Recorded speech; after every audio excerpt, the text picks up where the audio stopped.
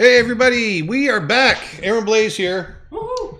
And other than our tiny little stream that we did out on the Masai Mara a couple weeks ago, we've been away for a while. We've been away for a few weeks. Quite a while. So I got my big mug of look at my nice frilly mug, flowers. Pretty. I got my tea, and we had an amazing time over in Kenya on the dark continent of Africa.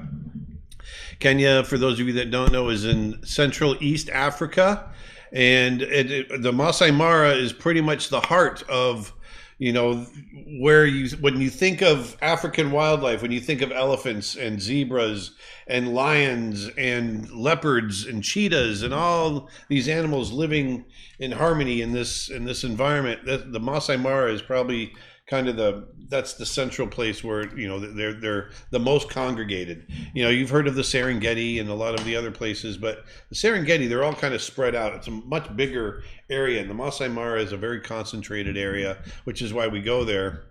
It's the highest concentration of wildlife in Africa, I believe. It is, yeah, and it's absolutely amazing. And so we were actually on safari for 9 days, was it? 9 days, I believe, yeah. Yeah. And it was amazing. This is my fourth trip back to Kenya, and this was the most eventful, one of the coolest, well, actually the coolest as far as just being able to see drama.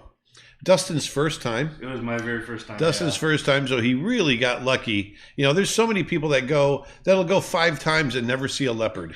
We saw leopards, 3 times? Twice. Or twice. Yeah, twice. Yeah. Well, I saw a leopard. We watched twice. the leopard make a kill. Yeah. Which is extremely rare. Mm-hmm. Yeah. Yeah. And so if you want to see the drama, if you want to see all that kind of stuff, obviously that's where you go, but you're just not always guaranteed to see it. Yeah, And we also saw... we saw cheetahs make kills. We saw lions. Did we see lions make a kill? We didn't see him make a kill, but we saw him with the kill. With a kill, that's right. And the same thing with the Four Brothers cheetahs. Yeah. So we came across that when we were seeing the migration. We came back with an incredible amount of material, photographs, videos, things that we're going to be able to be using for the next couple of years. That's one of the reasons we go. I like to go and stock up on reference material and just tools that we can use to teach with. And it usually lasts a couple of years, and then we go and do it again. But we thought it'd be fun today to share with you some of the experiences that we had while we were there, and just talk about it. Dustin can share, what it was like to see it, for the first time. Nick can share his experiences. Nick shot tons of amazing video, and it was great for me because Dustin was there photographing, and so for me to photograph was kind of we're just kind of doubling up. And so I didn't photograph nearly as much as I normally would. I did photograph, but I kind of kicked back and I relaxed and I just soaked it in, and I drew from life. Did a lot more art on this trip than I did on previous trips. And yeah, so I don't know. We got Dustin here. We got Nick here. Hi. Do we have anything I need to announce before we get into it? I can't remember. Over on the website, we extended our back to school sale where it's 40% off all art lessons and animation tutorials and 50% off all of our brushes. We've extended that one more weekend. So this is your last chance if you want to try to get in on the back to school sale. This weekend is it. It ends Monday. Prices are going back up. If you're a student or teacher, you can also get 50% off of our memberships, either our annual membership or our streaming membership. That also ends on Monday. So get in there, check it out. And there you go. Get them while the getting's get it while it's hot. Also, we've got a lot of you may know Armand Serrano, who's an old colleague of mine from Disney, who's out on his own. We're all kind of doing our own thing nowadays now that we've gotten older. But Armand's an amazing environmental designer, layout artist. That's what he was when he was at Disney. We worked together for many years, and Armand is currently putting together a new course for us on environmental design. And can you fill it in, Nick? What it was? It's environmental design and visual development, basically. Yeah, it was just visual development in general. That's right. Yep. I couldn't remember if it was more specific. Nope. It's he takes you through his process of a story that he's been kind of working on for a long time on as sort of a side project, and he uses that as an example of a visual development. He does a little bit of character development, environment development, props, all kinds of stuff. It's something that's got sort of a historical angle to it, so he talks a lot about research and real world research. It's coming together great, so it's gonna. We're really excited about it. And sorry, I keep yawning. I'm still jet lagging a little bit. I've got a big I got this big bucket of tea. I'm hoping the caffeine gets me going. Lots of tea. Mm-hmm. Every time I go to Africa, I get hooked back on tea again. I drink tea. Kenya is a British colony, so there's lots of tea. Of course, there's lots of beer too. But and then I've got a new course I'm going to tell you more about in the coming weeks. Tusker, but it's a new Tusker beer. Oh, it's good. But I've got a new animation course coming out that I'm really, really excited about. It's an advanced course.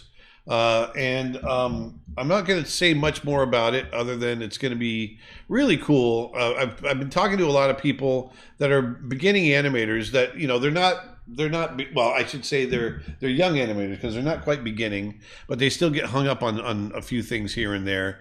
And so I've taken some of the kind of the notes that I've listened to, that I've gotten from younger people, and I'm creating this course based on these notes that I've gotten to help people kind of work through some of the problems that they have when they animate. This one I'm really excited about, and we've got a few surprises that are going to go along with this course.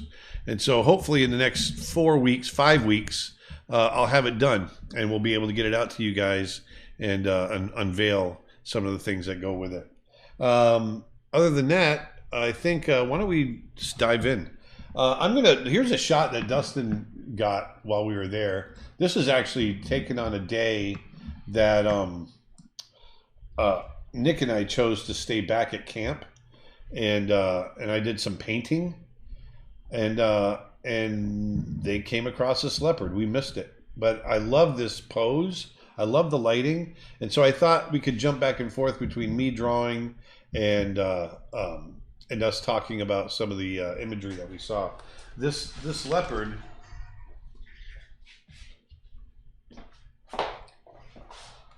Let's see here. Let's go back to the camera. I just want to show some of these. I stayed back at camp the day that we stayed back when this leopard was painted. I did some painting. If you go to our YouTube channel, Nick put together a 30-minute little documentary of me sitting on the Maasai River doing this painting. So go check that out on our YouTube channel. So speaking of leopard, here's the leopard that we watched make the kill. After he killed, or after she, it's a female, after she killed the impala, she decided to climb up into the top of the tree and take a rest. So the carcass of the impala stayed down on the ground while she rested up in the trees. And so we snapped some nice photos of her up there, and then I was able to go back to camp and do these watercolors. I got a nice close-up of that. Yeah, this is another one. This painting is not as successful, but I still like it, of her kind of creeping through the brush when she was on the ground. This is when she was making her way towards the prey. And then there was four cheetah brothers that we came across. They had killed 3 wildebeest, 3 of them. And they had to let a couple of them go after they killed them. They let them go to the vultures, but they focused on one. We'll have some footage of them. But this is a painting I did of one of the brothers. You can see he's been feeding, and his face is a little stained. But this is the kind of stuff we did back at camp, while Dustin got these photos of these leopards, or this leopard. And so I thought this would make actually I'm going to do this as a large oil painting or a large watercolor. I'm not sure which yet. But that's going to be down the road. Right now, I just want to do a digital painting and see what we can get. So there you go. I'm going to pop that right back up into my top screen. Oh, let me, before we go on, I want to show you some of these other ones too, because these will turn into larger sketches. These are sketches I did on location from life. So I was sitting in the Land Rover, and I had my iPad, and yes, the iPad was bright enough. I was sitting in the shade inside the Land Rover, so I could see, and I was drawing and sketching in Procreate, and so I did these sketches from life, and it was great. When the driver would sit there long enough. Sometimes I would just get a few lines down, and then you go and take off. And so a lot of the drawings just ended up not going anywhere. You know what you should do? What's that? Draw faster. Yeah, I should draw faster. There you go. Manny hopped on and says, "Hey everyone, jumbo." So you can see these are very loose, very quick. And they're just there to get the gestural feel of the cats that I was sketching. And then I take these back, and really for me, the process of doing these, it's cementing the anatomy, it's cementing, the loose skin and all the little things that make a lion.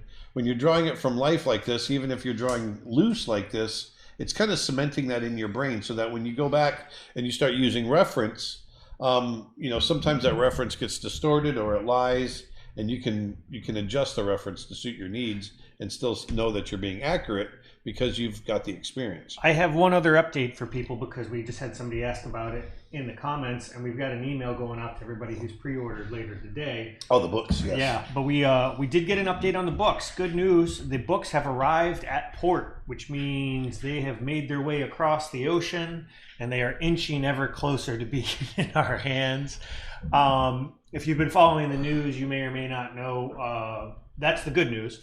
If you've been following the news, you may or may not know that there's kind of a massive backup at the ports right now, especially in California where the ship came in, caused by all kinds of stuff, mostly COVID related and some worker shortage stuff. So we don't know when they're going to be in our hands, but they are in the country. So we will put it there. So they are getting closer, but it really is a COVID issue. The dock hands are short. It's really a worker shortage that they're going through. And that shortage is causing a backup, which is causing it all to kind of compile on itself. But it could be a matter of days or a matter of a couple weeks at most. But we should be getting them in our hands. We definitely never expected these kinds of delays, considering, we okayed the book 3 months ago. But, it is what it is. And you will get a signed copy, so that's the best. Yeah. So the upside of that is there's still time to pre-order, because the pre-order is running until we get our hands on the books. So if you go to creatureartteacher.com/books, you can pre-order both of the books, and you're guaranteed a signed copy by Aaron. So yeah, not by me. And so here's some more. So once again, these are all just sitting in the back of the Land Rover, sketching away on my iPad, and they were a lot of fun. They're very quick. I go back to my camera, and some of them were super quick. Like, look at this scribble.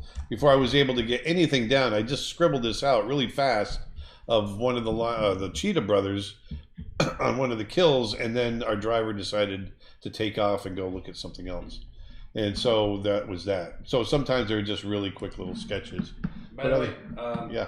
Manny's on. It says Jumbo. Manny is on, and Manny is going to be doing. We want to do a kind of talk about the trip with Manny as well, and do a drawing session with him maybe next week. This week we couldn't do it because I wanted to go through Dustin's photos and our videos and things like that. But I think next week we're going to do a whole big thing with Manny and see if we can't get Peter Hahn in there as well. This is worth mentioning too. Someone brought it up on Twitch, and I know you're aware of it, but it was just somebody asking if you had heard about Troy Gustafson. Yes. So sadly, a good friend of mine who we used to work with, a colleague of mine, Troy Gustafson, who is an amazing effects animator at Disney, and later became a wonderful, wonderful instructor at SCAD lost his fight with cancer while we were in Africa and sadly passed away. And so our condolences, obviously, to his family. And you know, I've known Troy for 25, 28 years, almost 30 years. As a teacher, I'm sure there's a lot of people out there in the industry that know him as well that, you know, went through. He was a great guy. Yeah, he was a man's man. Yeah, he was a big cowboy and just a great artist and a great all around human being. And you know, no one deserves that shit. I'm telling you. Sorry, my language, but it just, you know, cancer has hit so many of us and so many families so many times, and I'm just ready for it to be gone, as we all are. But like I said, you know, our condolences are to his family and his wife and his son, and we're gonna move on now. So this was one of the scribbles I did of one of the cheetahs, and then one more thing. Our first morning there, I sat down and did a little really loose sketch of the river. This is the Mara River sitting there, and I sat at the breakfast table, and as I was eating breakfast, I did this little sketch of what we were looking at while we sat and ate breakfast. So, like I said, it's super loose, but it was fun, and this is the kind of thing I was able to spend more time doing, while Dustin really shot some amazing photographs that we're going to look at very soon. And so let me jump out of here. I'm just going to click these out.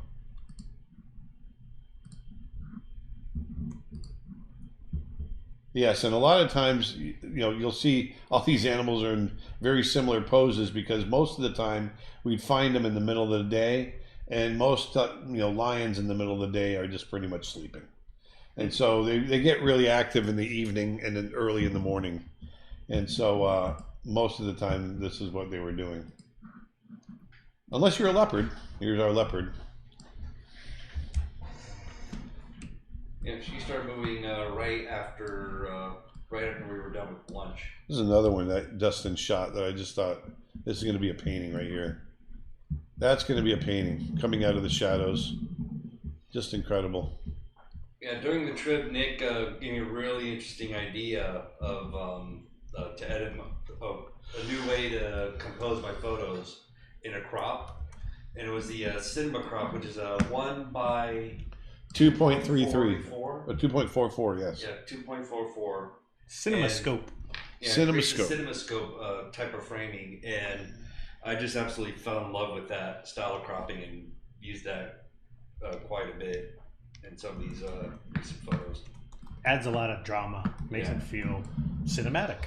And also makes the composition of like cheetahs laying down and crocodile shots, things like that, a lot easier to find the right cropping for. Someone asks, "Are you going to draw something?" Yes, I'm getting on it right now. Are you going to shut up?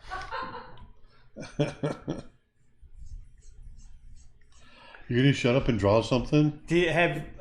Here's kind of an interesting question because this was your 4th trip, Aaron. Yeah. Have you noticed any impact to the Masai Mara from climate change? No, I haven't actually, and that was one of the things I know, and that doesn't mean it's not there. It just because I haven't noticed it doesn't mean that, you know, my myopic view, you know, makes a difference. But one of the things, you know, I've been going. The first time I went was 23 years ago, and it really hasn't changed, and that's one of the things I commented on, is that it, you know, there's this marsh area that we would go to follow the Marsh Pride lions, and you know the Marsh Pride was there 23 years ago, and the marsh itself was exactly the way I remember it 23 years ago, and so much of it is just the same, and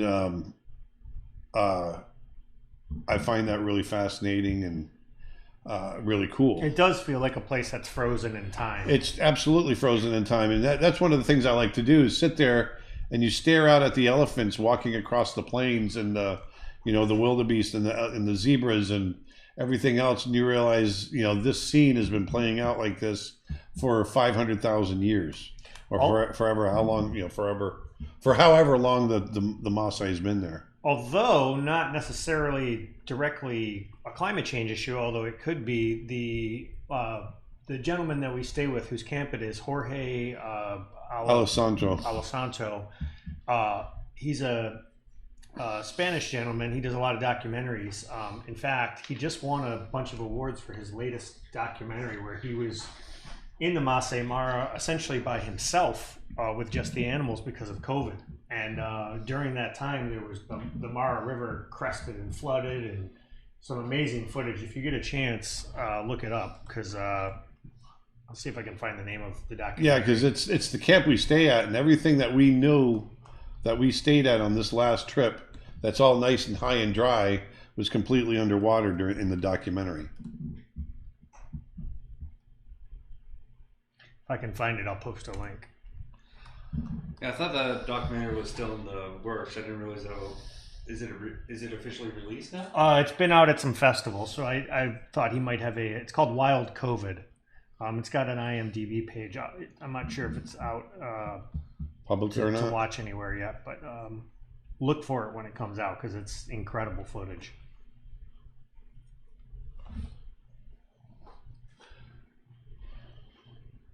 Aaron, can you do a little demo one day? How about you paint water in watercolors? Okay. Yeah, I'll do that one day. Just not right now. Yeah, I definitely will. Painting water in watercolor.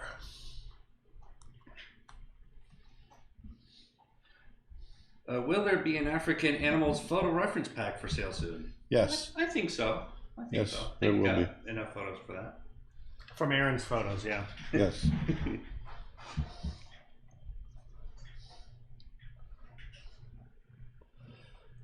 Any familiar faces for you there? I think familiar faces in Yeah, I mean, one of the cool things is going back and just seeing old friends, especially among the Maasai that you've made friends with. Benson, who is one of our drivers, guides, and he just knows the Maasai Mara. Obviously, he's a Maasai, like a Maasai, like the back of his hand. And it's nice when you come walking up and he throws his arms up and goes, Aaron, and we go, we give each other a big hug. And same with Nick, and it's so to be able to see old friends when Jorge shows up, or Mariola, his wife, shows up. It's really nice to run into old friends like that. But it's also nice to make new friends, which we did on this trip a lot. And our driver, our guide specifically that we had in our truck, his name was Steven. And he lived, what was it, 2 hours away or 9 hours? I can't remember. It's 2 hours away. Yeah, 2 hours, because somebody lived 9 hours away. I think it was Evans. Evans lived 9 hours away. That's right. And but our driver Steven, just amazing. He's been driving for 40 years, and he's pretty much seen it all. And he's a couple years older than me, maybe two years older than me. Didn't he? I think he said he was 55, right? Yes. Yeah, so he's 2 years older than me, and it was nice, man. We had a great time, and we just became great friends. And then we met some students when we were made it back to man, I can't talk. When we made it back to Nairobi, we met some students, and that was a lot of fun. We met at this amazing restaurant, one of the best restaurants I've ever been to, actually. Cultiva in Nairobi. Yes. Incredible. Cultiva, Yep. yeah. Holy moly, was that good. Sort of like cultivation. Yes. They grow all their own vegetables and everything right there on site. Pretty amazing stuff. Gabby's on, says, hey, how's everybody? Gabby. Gabster. Gabby. Gabberino. Some people may have caught us on Facebook. We did actually do a little mini live stream last week. Probably about 15 minutes we went live. We could only get it to work on Facebook for some reason. But we had enough signal in the middle of the park. We had some lions, wild lions right there. And we were Yeah, that's one of the crazy things that you don't expect is to go to the Masai Mara and have any phone signal at all. I mean, you are in the middle of nowhere, and you just don't expect that kind of coverage, and yet the Maasai are calling each other, and you look at your phone, you got 4 bars, not everywhere, but in a lot of places. And at one point, we found ourselves with enough signal to actually live stream, and so that's what we did. And we just happened to be with a couple of lions. It was neat. Aaron, do you like Pixar movies? I do like Pixar movies in general. Was that the whole question? That was the question. Yes or no? Yes. Tell us about those hippos at night. Oh man, hold on one second. Both the night and morning were. I know right where it is. Hold on. Switch to the other camera because you're gonna see just switch to my face cam. There you go. Because let me go to here. I believe it's around the 15-minute mark.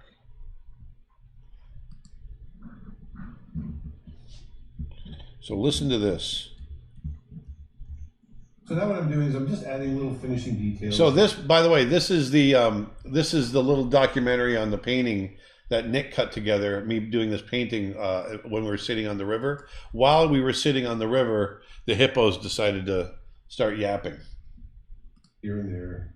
I'm going to keep this one very loose, and but it's it was a fun little experiment. Let me see if it comes up. I love doing this with watercolor. It really lends itself for this kind of painting. I just want to see when I say experiment, I like to see what I can get away with work. I think it's right after that. That sort of thing. And in this case, I feel like it kind of works. And you can hear one of the things I love about being here. You can hear the sounds of the hippos. There you go. Right on cue. We'll never let you down. Sometimes. Oh my gosh. Perfect timing. That's what you would hear. Listen to all night. We would literally hear that all night long, and you just learn to. Considering if these guys can sleep with me snoring the way I do, then sleeping with the hippos is no problem. But yeah, it was pretty wild. I actually enjoyed the sound of the hippos. I actually really miss it now. Yeah, I know, right? It's true. I told everybody that if this whole art thing doesn't work out, I'm going to the Masai Mara to be a stand-up comedian just for the hippos. Because yeah, every time we made a joke, the hippos would laugh. Like right on cue. Yeah, it was great. They're very easy to please. Unlike everyone else in my life. Hey. What's the deal?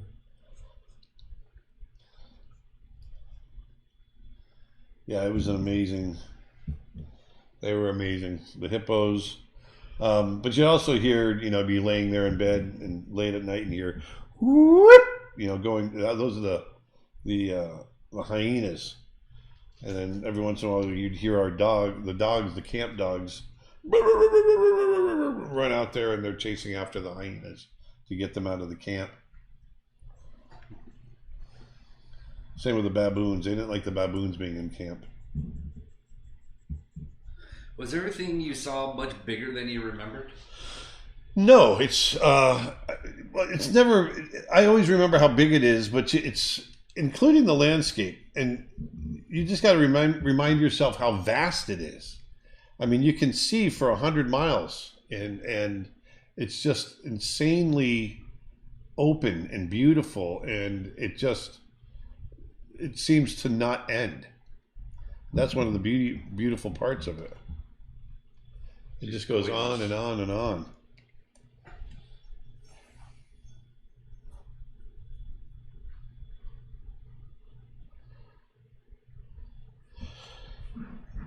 Any close calls? No, really no close calls. I mean, I held a poisonous snake at one point, but everything was under control. But there weren't any real close calls. Speak for yourself. There was one point in the front seat when I had a lion that was coming right. I mean, it wasn't really a close call. Other than the time the cheetah got in the car. That was. Oh yeah, let me see if I can find that video. Yeah, see if you can find that video real quick. That was pretty wild. That was an interesting moment. But that one young male lion, man, I must have been 3 feet from him. That was a little intimidating when he was walking straight at me before he decided to lay down. Yeah, when they're making eye contact. I think I found the video. Oh, Let's cool, see. cool. This is where Cue the it up. cheetah. Yeah, This is where the cheetah got in. This was wild.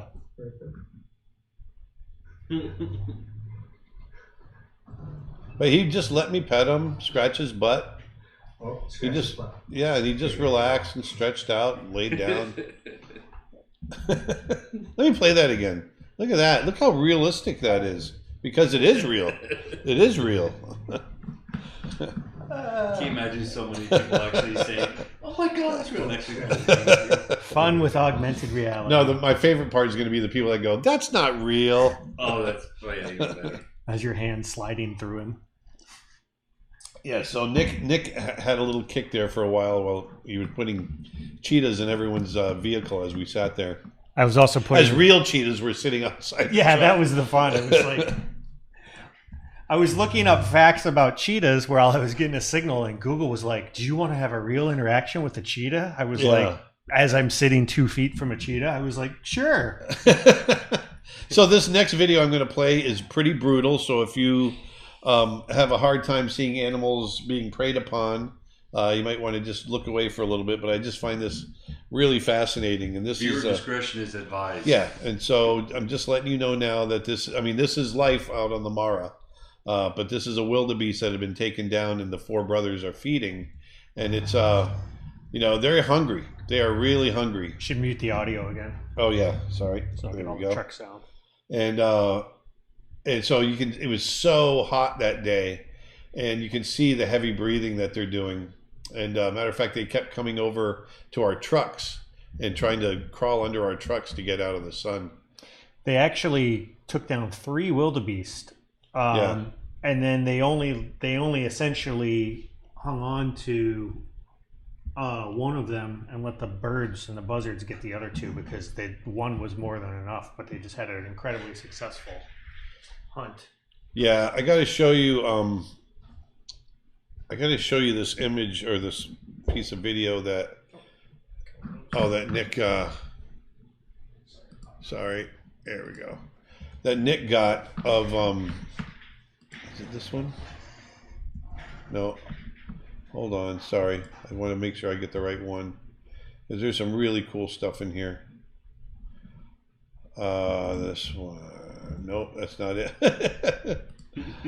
This one right here. Okay, so let me set this up. So this is the same 4 brothers. This is the feeding that you just saw. This is probably about an hour later after they finished eating.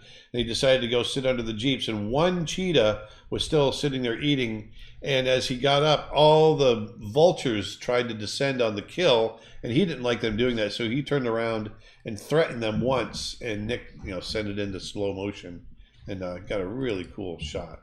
Yeah, and I got a real great cinematic photo. Yeah. Moment too. So here's all the vultures. Here's the setup. And you can see in the lower right the rest of the kill there. And here's See if you the can play. full screen that. I don't know. Here you go. Really cool shot. These guys getting threatened and jumping back.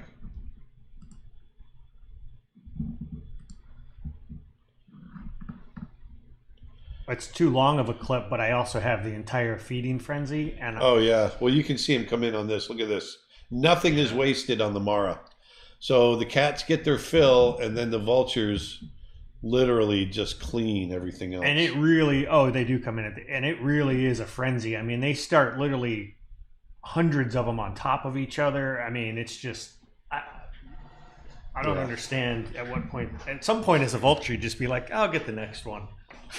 Yeah, it's insane. And the thing to think about here too is it's sunlight and rain, which are producing all this grass, and this grass supports all of this biomass. Everything that's out there: elephants, vultures, cats, wildebeest. The billions of tons of animals that live there are all supported by this grass. Someone says that's a lot of vultures. That's not even a quarter of how many ended up on that thing. Oh yeah, by there the were so end. many that you can see in the background in the back left. There's marabou storks back there. There's it's insane. So let me show the photos. Yeah, let me jump over to one of the photos. Some of the I think it's in day. Was that day 5? I don't know. Let's just jump into day 3. What's on day 3? I'm going to go through some of that's the when we first flew in. Yeah, so this is when we first got there. This is our first night. This is Dustin's birthday. No, the next day was my birthday. Oh, gotcha. Okay. This is when we first arrived. When we first got there. Someone's asking if you've ever been to the rainforest. No, and we want to do it. We have never been to the Amazon, and we definitely want to do that. And then someone's asking what pics we used, what equipment we used to get the video and these photos. They seem like really high quality. The videos were shot with our Blackmagic camera, which is one of the cameras we're using right now. I only shot very little with that. He Most of what you're seeing was shot just on an iPhone 12. Exactly. Most of everything shot was on an iPhone, which it's all shot in 4K, stabilized, everything. It's all done within the phone. It's incredible the footage you can get with your iPhone. And all these photos here were shot with my Sony A1 camera with a 200 to 600 millimeter lens, very close up lens. Yeah, so this is our first full day of safari. And this is all one day. I'm just clicking through one specific day. And these aren't all the photos. These are just like my... No, these are some of the highlights. Favorites and all. Yeah. So this is obviously it had rained, so she's really wet. She took down this male impala, and the 3 cubs, her almost grown cubs, sat in the background. And then a big male lion came along, and she had to abandon the kill to go protect the cubs. Look at that shot. I love that. That's going to be a painting right there. Love that. So here's after she's made the kill and she's trying to get her breath back, but now she's looking off. That lion was coming from across this gully, and it got pretty tense. So here she was getting a little concerned about her cubs, and there's the lion. Look at that guy. That is an amazing. You can see the rain coming down. Yeah, it was so dramatic. It was incredible. And what was funny about those particular moments was because of the rainfall, we had the tarps down, and during these situations, Christy's husband John was having to try to hold up the tarp while we were trying to shoot these photos under his arm. And all this drama is happening right in front of us. I mean, it's right out of National Geographic. Just absolutely insane. And there's a happy little elephant right there. That's a happy little Dumbo. Yeah. Someone's asking if Peter Hahn was part of this trip. Peter Hahn was right there. Absolutely. Yes, he was. Matter of fact, I got a picture of Peter Hahn taking a picture of one of the cheetahs right under his seat. Have you ever tried to touch a lion? No. You do not. A captive lion, yes. Actually, let me show you one picture. I got a picture of Peter Hahn. Where is it? Facebook. I don't know if I should be pulling up messages, but I'm gonna. There it is, and there. Look at that. So there's Peter Hahn sitting in the back of the RV the Land Rover. And there's a cheetah coming up next to him. He got some really good shots. And then here's the other one right there where cheetah's looking back at us and Peter's getting his camera ready. So yes, Peter was there. Greg Beecham was with us. Greg Beecham, world-renowned wildlife artist. He's amazing. Manny Carrasco, world-renowned animal artist. He's amazing, and tracker. We had a great group of people with us. So there you go. But these shots from that day are just incredible. And this lion, the cheetahs didn't get hit by the lion, but he was there definitely looking for him. So it was. Yeah, I think one of the shots here is a nice silhouette shot of the like seeing the cheetah from the distance through through this foliage and seeing the line in the foreground. Oh, I don't. Did I? Oh, I missed. I must have missed that. Where is the? Oh, I missed a whole bunch in there, didn't I? I think they just randomized or something. No, I missed. There we go. For some reason, it just stopped advancing. I thought this was the last one. Oh, it's probably because he clicked away from it. Oh, there it is. So look at that. This is where he's sitting in the foreground. Obviously, you can see that. And he doesn't know the cheetah's on the other side there. And she came by and saw him and ran back to make sure her cubs were okay. I mean, just complete drama happening right in front of us. And he's a male in his prime. He's really in good shape. Look at that guy. Nice big yawn. Yep. Queen of the Masai Mara. The Queen of the Masai Mara. I love those eyes. Yeah. And also that day we went to a river that had all these zebras being ready to cross. They ended up not crossing because there were too many crocodiles, but a lot of great action happened while we were sitting there. These are called topi. These are the fastest antelope out on the plains, and which is strange to me because they're really heavy bodied. But man, they can run. Weird eyes. Yeah, their eyes are very, very high set on their skulls, and then they have a tendency to also stand way up, on top of the termite mounds, and so they can kind of get a look of all the predators all around them. Here's Pumbaa. Pumbaa. There they are, sitting in the rain. Mm-hmm. Mother and children. Mother and child. Yeah, that's my favorite right there. Yeah. And here's the mama cheetah and her kids. Getting ready to head out. The kids being playful. They're all super playful. Oh, yeah. These three right here. Chasing each other all over the place. Yeah, little rambunctious guys. Someone asked, I saw you hung out with Pernille Oram. How did that come about? Oh, Peter is friends with Pernille. And she lives in Nairobi, her and her husband and their child. And so when we made it back to Nairobi after safari, we met up at the restaurant and got together. And so Pernille, she wanted a piece of art of mine, so I gave her one of my drawings that I did while I was out there, and she was gracious enough to give me one of her books. So it was a pretty cool trade. Cora Dawson asks, someday, could you do a stream focused on what you do to prepare and the effort it takes to get to the Mara? Tips, pointers, etc., if we wanted to go ourselves? Sure. Yeah, actually, we can go over what it takes to get there now. I mean, it takes a little bit of doing. You definitely need to know the outfit that you're getting in with. You can't just go, hey, I'm going to go to the Mara and pack up and get a plane ticket and go. And especially now in the days of COVID, there's a few extra things that you have to do in order to even get into the country. One of the things that we had to do just to get into the country was we had to get a PCR test, basically saying that we're negative for COVID within the last 3 days before we left our home. So that was a whole fun experience.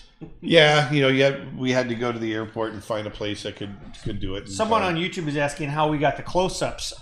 It really depended. In some cases, Dustin has an amazing telephoto lens where we were far away, but in some situations, the animals were 4 feet from us. So you just get lucky. Yeah, it really just depended. Like on the. I think I have a video clip of a lioness walking past the truck, Aaron, and I mean. Yeah. I could have reached out and touched her. No, I wouldn't have, but you certainly could have. And on the cheetah, you saw with Peter Hahn that. Let's see here. There we go.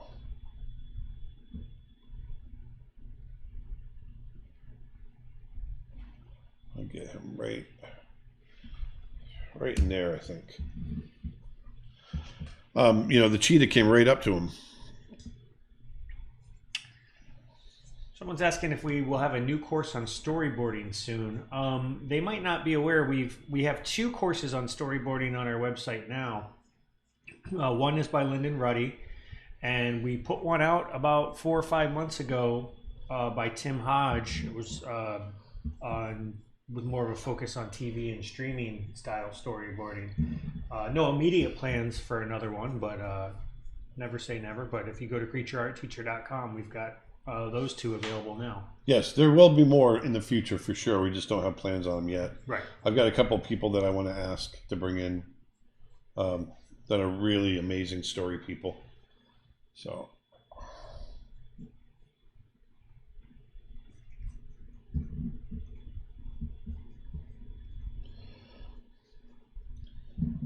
I want to show as we jump back and forth between the drawing and the whoops, and what I'm doing. I just want, or between my drawing and Dustin's photos, I want to show some of the video that Nick was able to get. This is some females that we came up on. You can see she has this kind of fatty cyst on her back, but it didn't seem to slow her down. And she just walked right past us, didn't care that we were there. But look at the tonal, look at the musculature in those shoulders. The latissimus muscle, which goes down the side. That's that diagonal shadow that goes down the side. That's the muscle they use to hold on to the prey. It's the same muscle we use when we do pull-ups or when we go to hug somebody. And then the backs of their arm, you can see on the upper arm, all those muscles that tense up when they put the weight on there. Those are, her tricep muscles and deltoids. Really strong muscles used to push off and grab prey with.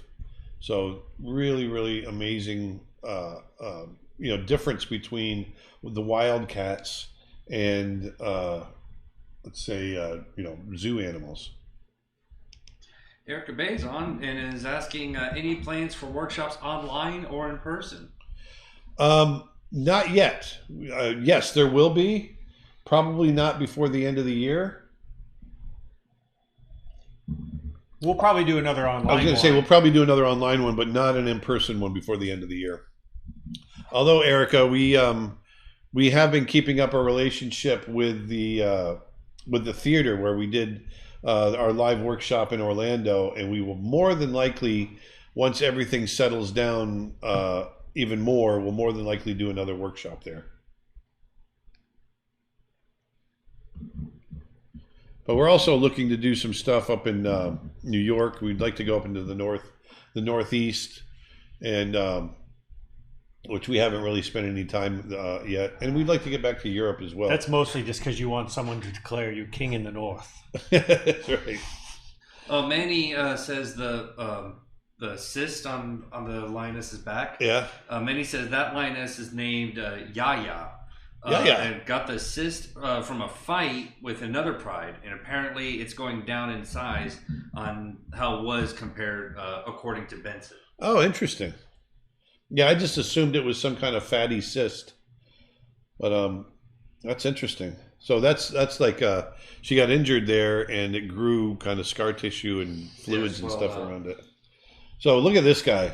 I just look at his attention is right on those cheetahs.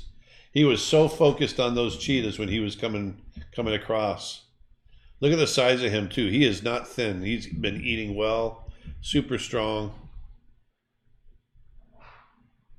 When you see a big female, they're big, but then you see a big male come along, and you go, "Oh my God, they're just they're so big." Yeah, he was definitely a great subject to shoot.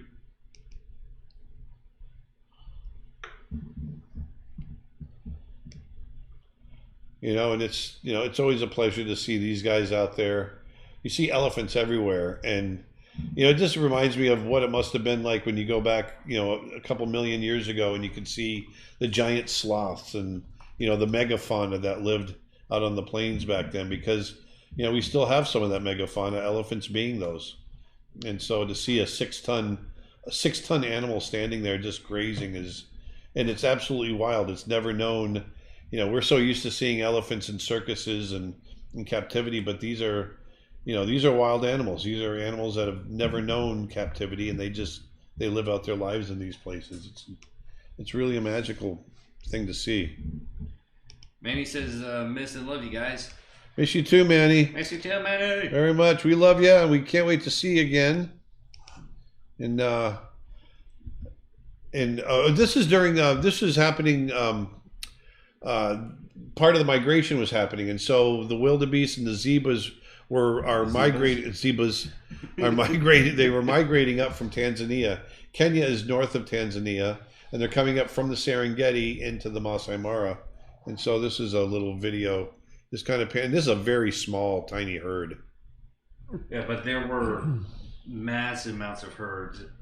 Throughout the rest of the fields, as far as almost the eye can see. Tens of thousands. You can see. You can see a few in the background there. That's just a couple of them. Twitch question: any plans for more sculpting courses? Yes, absolutely. They're not on the books yet. You can see. Look at the dots in the background. The number of cattle back, or not cattle, but wildebeest. We don't have specific dates yet. But soon. Soon. Tony's back in the area, so hopefully he's hearing this stream and has a studio all set up. He doesn't hear. He's not hearing this stream. You kidding me? Look at this shot. Tony doesn't work the right out of National Geographic. Look at that shot. Dustin got some great photos of it too. But it was raining. It was raining, and the sun was setting at the same time, and it just created that beautiful little sunset. Yeah, the sunset shot I'm really happy with. Unfortunately, I forgot to add it to the files there. I mean, it's in there. But what about your the king shot that you got? Oh, the king shot is with the. What day was that? That was the same day when we saw the cheetahs walking. So okay, I don't know what date that is. You should organize instead of by date, Dustin. You should by animal. Yeah, it helps. By day and then by animal. In the future. So you can cross-reference. I usually organize by day and then by animal. Right. After I get all the photos edited, but I literally just finished editing the photos. Gotcha. Today. Makes sense. So, yeah, so that's my next big plan.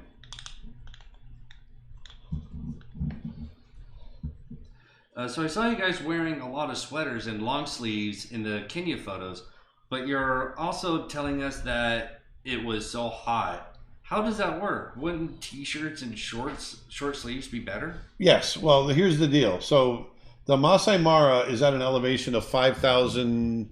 It's about 5,600 feet, something like that.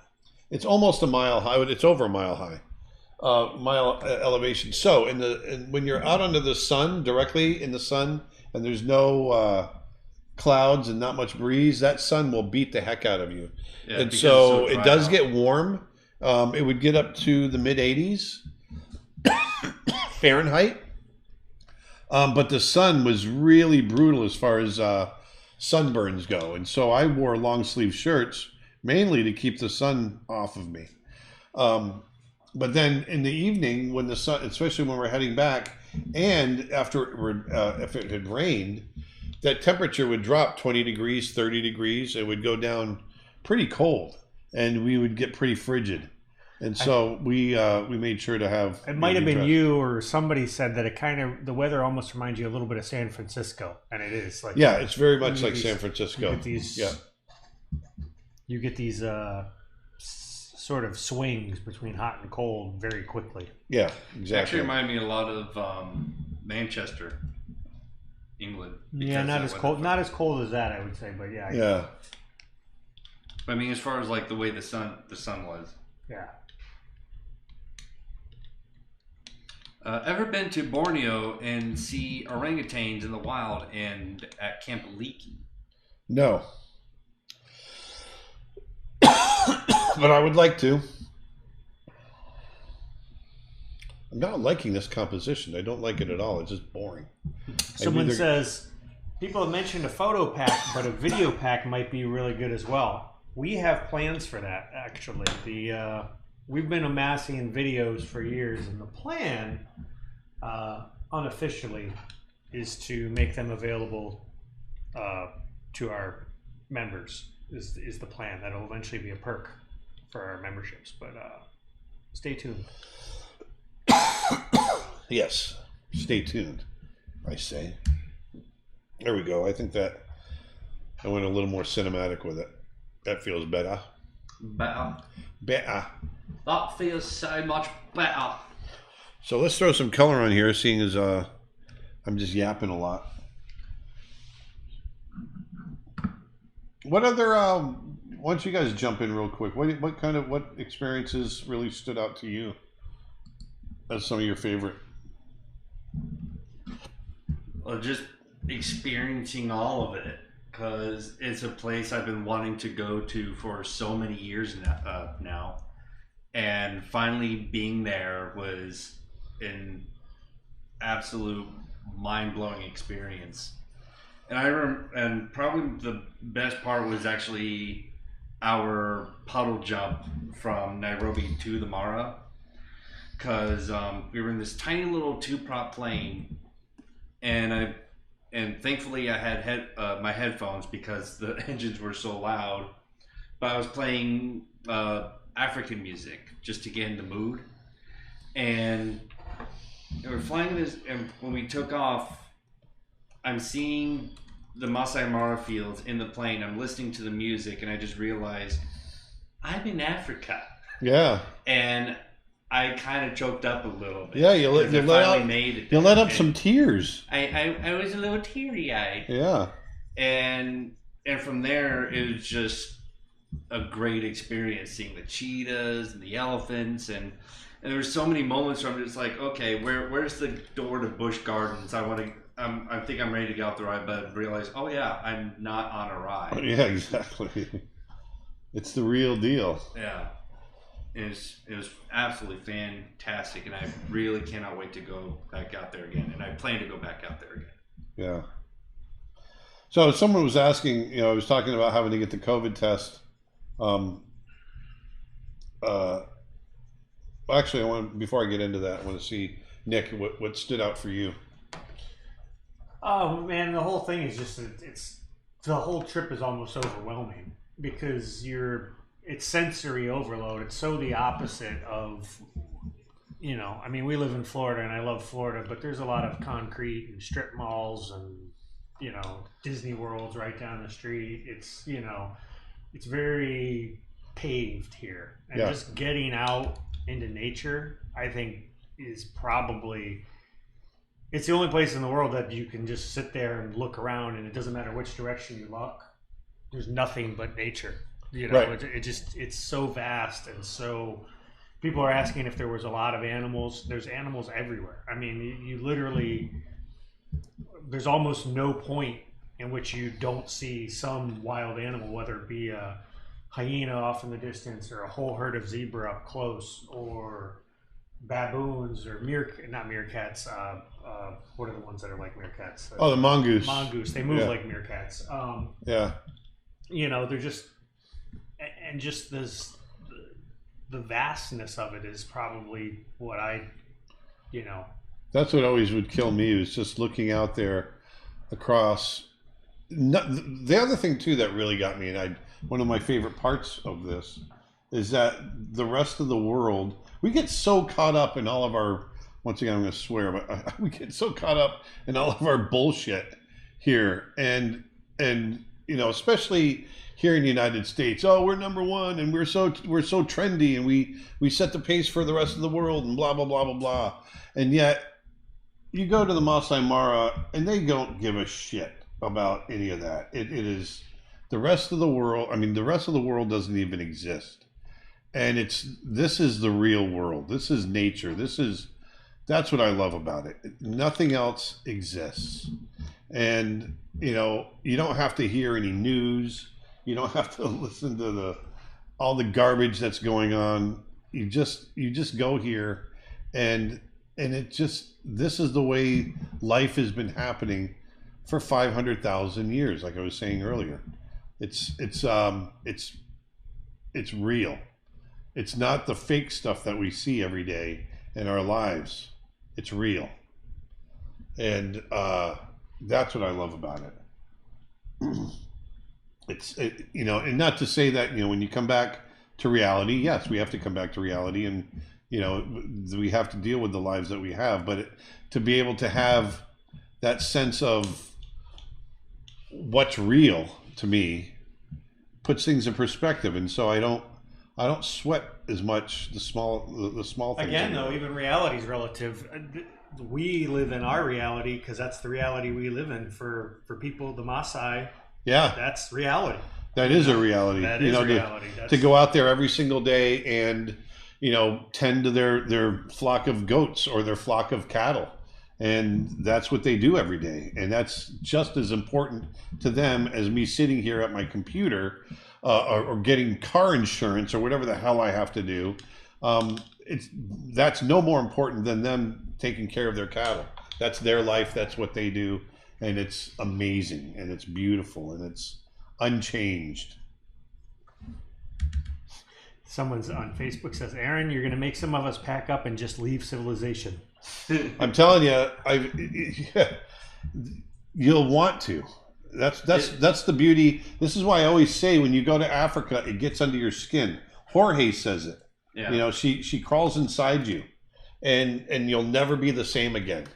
You will never ever be the same again, because it affects you in a way that I can't explain to you over a live stream, other than it gets inside you, and all you want to do is get back. There is definitely truth, I think, to this genetic memory that I think we all have.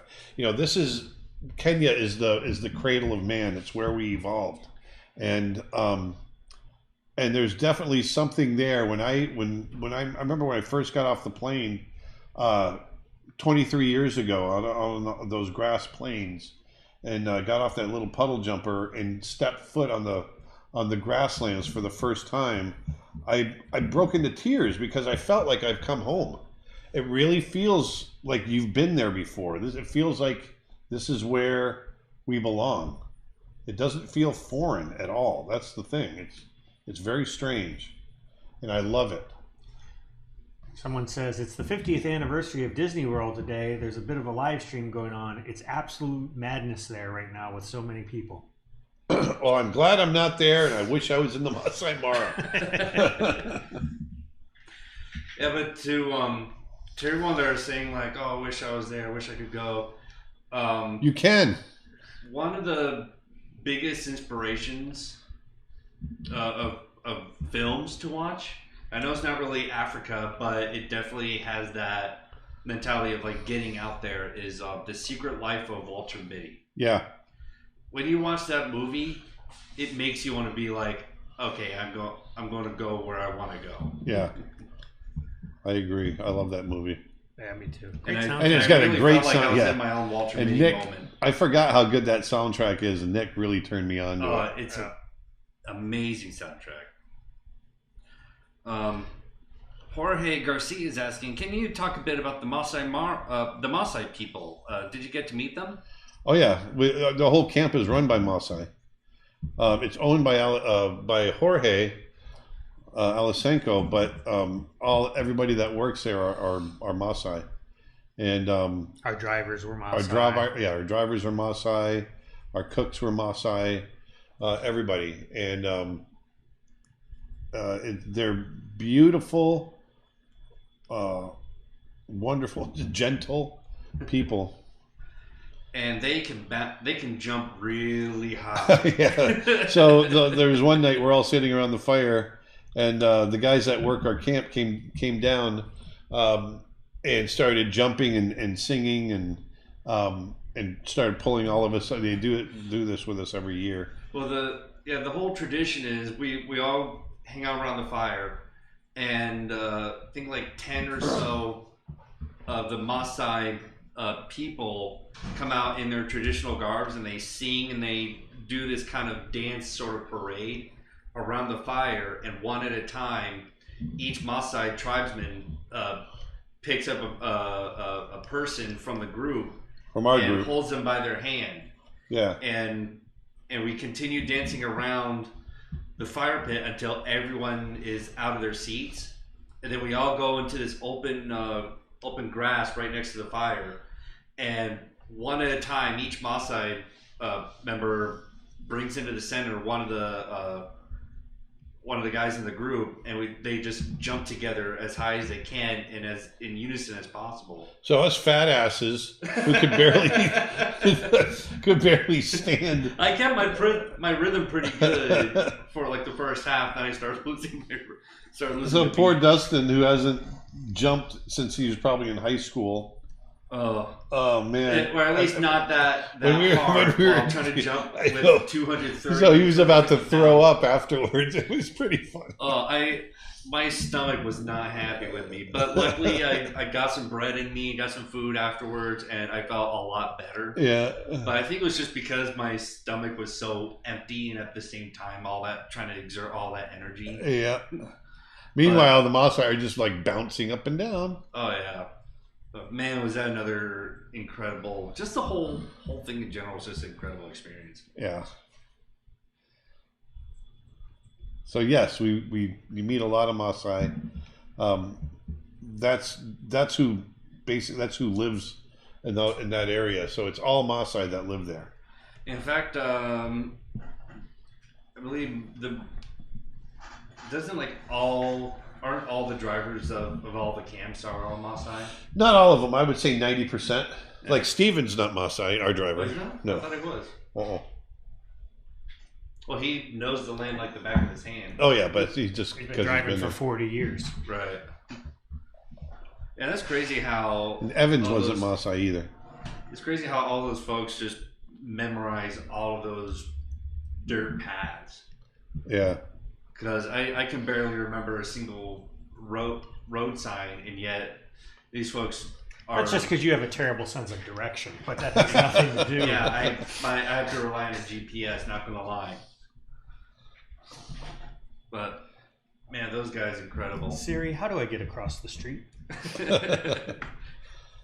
But it's, once again, just going back to all the accolades to this beautiful country, it really gets into you. And once you've gone once, if that's the kind of thing you like, then Kenya will never let you go, ever.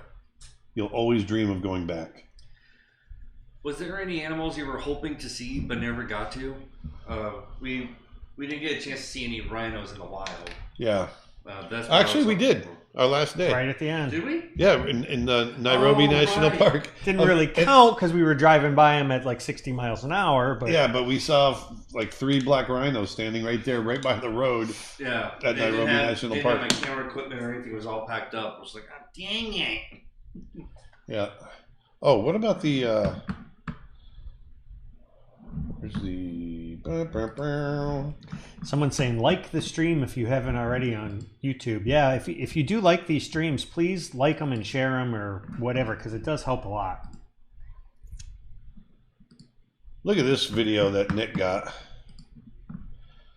Really great locomotion reference, but I just love the lighting of this young lion. He's about Simba's age, walking across the plain in slow motion, 120 frames a second. Mm-hmm. But look how vast that land is.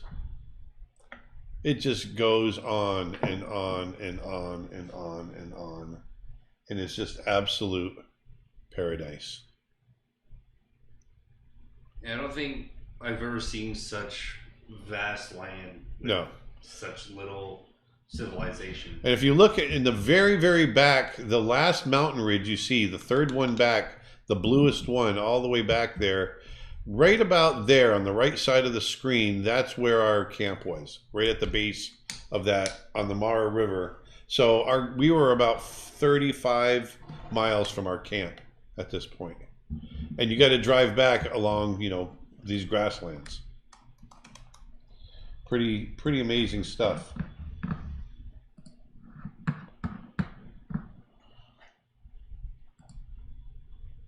Sure, some. Sorry. I think. I want to check day out. Day 4? Huh? Is it day 4? See. Oh yeah, look at Mama feeding the baby. Yeah.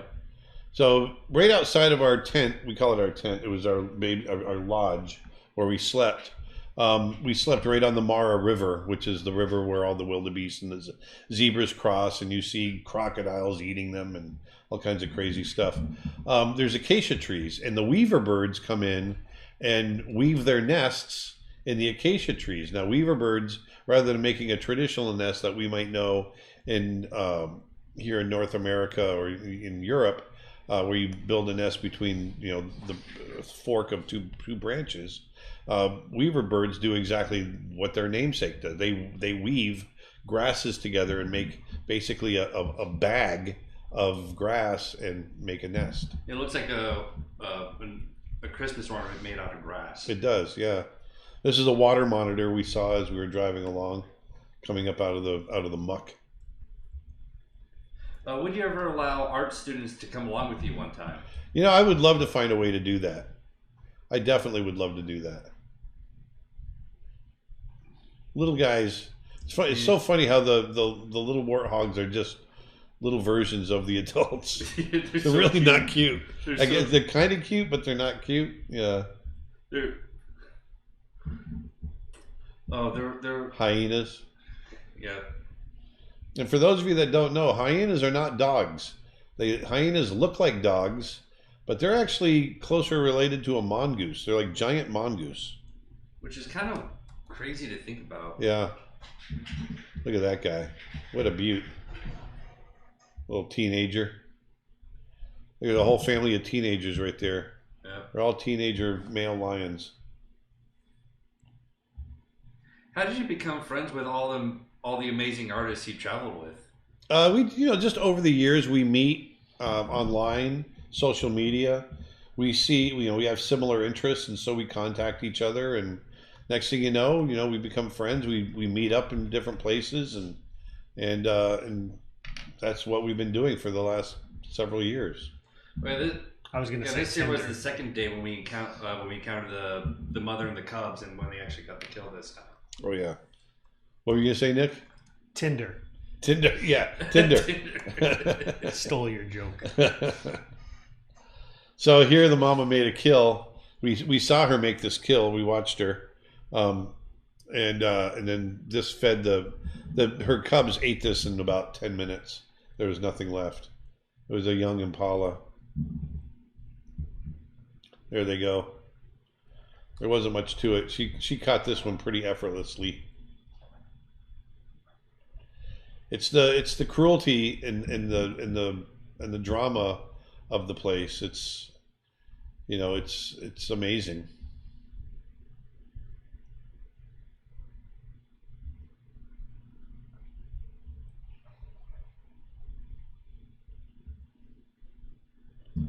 Yeah, a little elephant. Yeah. One of our great highlights of the trip was on our last day. We got to go to the Sheldrick Elephant Orphanage and spend time with the baby elephant orphans that have lost their mothers.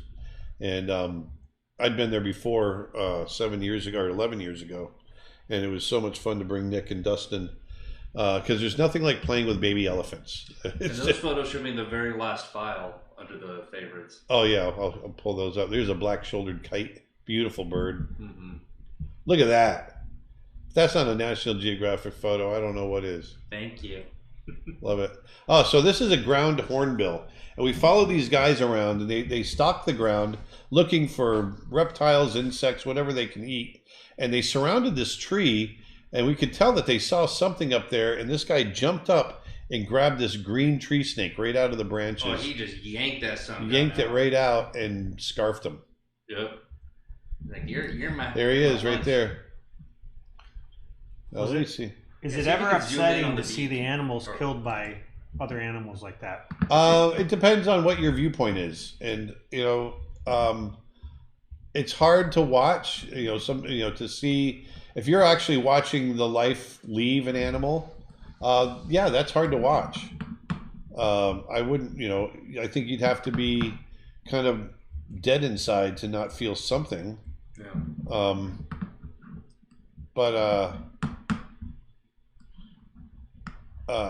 But at the same time, you got to realize that this is how life has evolved here.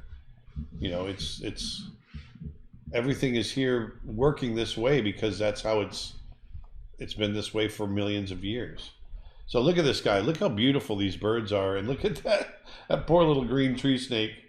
He's done, and he became lunch. But look at the eyelashes on that guy. Oh yeah.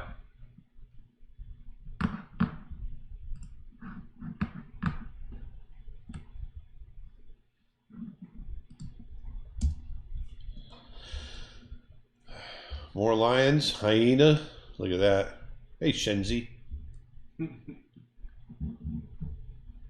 Make Beautiful. my cub sandwich. I'm so hungry. I just gotta have one of these. How many times do we say that? A So lot. hungry. I just gotta have a wildebeest. Almost as many times as I played Africa by Toto. That's right. Oh yeah, that's also Nick's Go-to joke. That's his go-to. We listen to Toto's Africa about 10 times a day while we're out on the plains of Africa. Forget it if it starts raining, then we really hear it because we got to bless the rains down in Africa. I love this shot.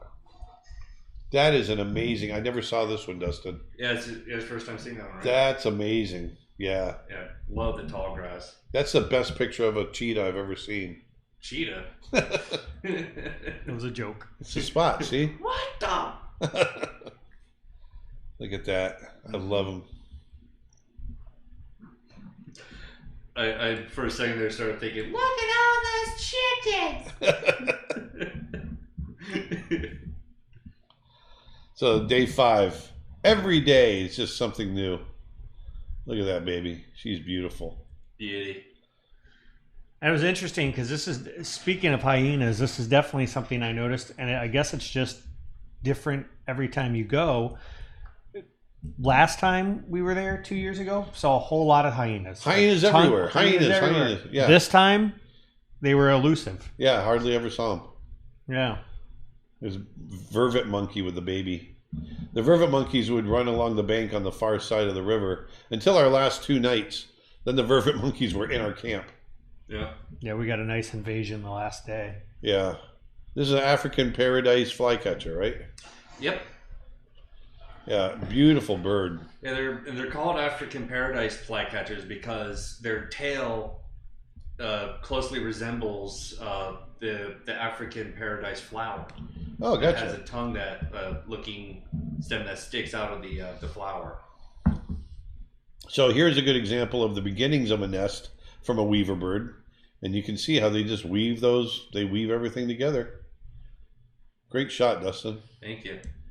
Yeah, I got so many weaver photos. So here's our flycatcher jumping and spinning around. Yeah. And that drag on that turn tail. around. Posted that Yeah. one on Instagram while we were out there. The drag on the tail is awesome. Yeah. It's almost like a tango, like a dance. Yeah. Pete on YouTube asks, what's your favorite time period? My favorite time period in history? Is I that don't what you know. mean? It could be time of a single My day. favorite time of day Lunch. is around dusk. Lunch. Lunch, yeah. But I love that golden hour at the end of the day. Time period, I would say, late 19th century. I would have loved to have lived back then. I'm more of a fan of like the 1930s and 40s. And but as far as time of day, yeah, I love the morning golden hour because it allows me to stay on the field for a lot longer. Because if you're out there during the evening golden hour and you lose the golden hour, you just get nighttime. Yeah. Pre-Big Bang. That'd be Yeah, my pre-Big favorite. Bang. Pre-Big When there was Bang. nothing. Well, There wasn't even nothing. There was nothing as of, yeah, it's hard to even explain. So here's The leopard. the leopard that we followed her as she stalked, and here you can see she didn't even care that we were there. She's watching 2 impalas, big male impalas, fight, and they are so into each other. The male impalas, their whole mission in life is to keep their harem. They keep a lot of the big dominant males will keep a harem of 20 to 40 females, and they're constantly fighting each other to keep their harem. And sometimes they fight with each other to the detriment of being aware of the environment around them, namely a leopard coming up and stalking on them. So these guys were so into fighting each other, they didn't notice the leopard sneaking up, and here she is taking off And Greg got some real great photos of the official kill. And so here's the aftermath. She ended up taking down one of the guys fighting. So one guy ended up a meal, and the other guy got to have the harem. There she is. That was a big Impala as well. Yeah, the footage just showed that Greg guy. It showed like her like actually grabbing on with all four paws like on the head. And here she is, kind of stripping the hide of the fur. Lou got that footage. Yeah, Lou did. Yeah, Greg's wife. And then John Darlin got actual video, phone video of the actual kill. Yeah, there's another one of my Instagram shots that do not disturb. Yeah, looking right in the camera. And there's the watercolor that I did. Yeah, right there. That was when she went up into the tree to take a nap. Yeah, I got a bunch of shots like this one as well. There's a lot of those tree trunks as the foreground. Yeah, and there's a water buck. So I'm going to jump back to drawing again. I was going to say, I feel like we're like doing the modern day equivalent of like, hey, I just got back. Come over and look at my slides. Yeah. But I really, I wanted to share it, and the biggest thing I want people to walk away from is to understand that this was all the stuff we're showing you was just 8 days out there, 9 days. Yeah. Every day you see something, and it's insane. It's just beautiful.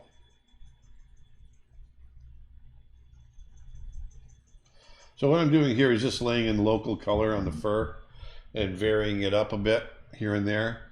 And next I'm going to add some shadow. I'm going to put a layer on top and set it to multiply and just get some shadows going. And I'm going to go cool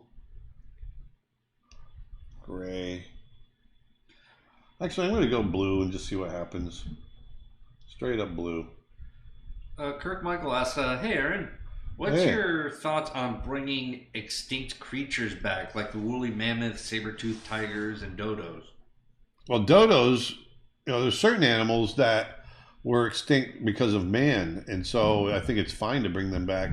There's other ones I think, as much as I want to see a mammoth, well, actually, mammoths were taken out by man, supposedly, as well. But certain animals, as much as I'd love to see them come back, you got to be careful what you wish for, because you don't know what's going to happen. Jurassic Park, hello. Yeah, that's right.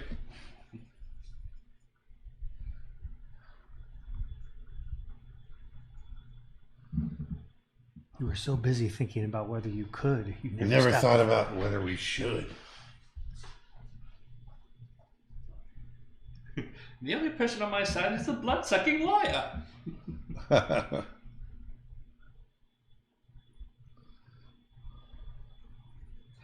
Which one of Disney's legendary 9 old men, Aaron, did you meet years ago when you worked at Disney? I met Ward Kimball, Ollie Johnson, Frank Thomas, Mark Davis. Mark Davis. Thank you. I couldn't get it out. A lot.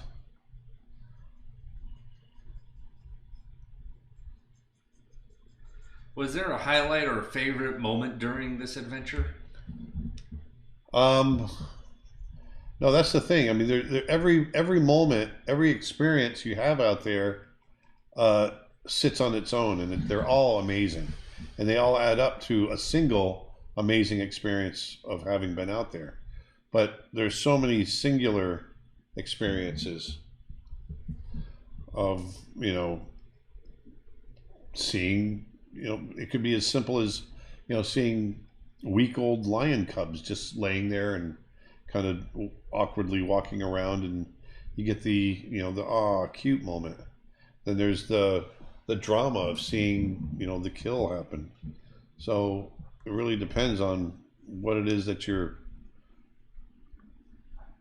every day is something different.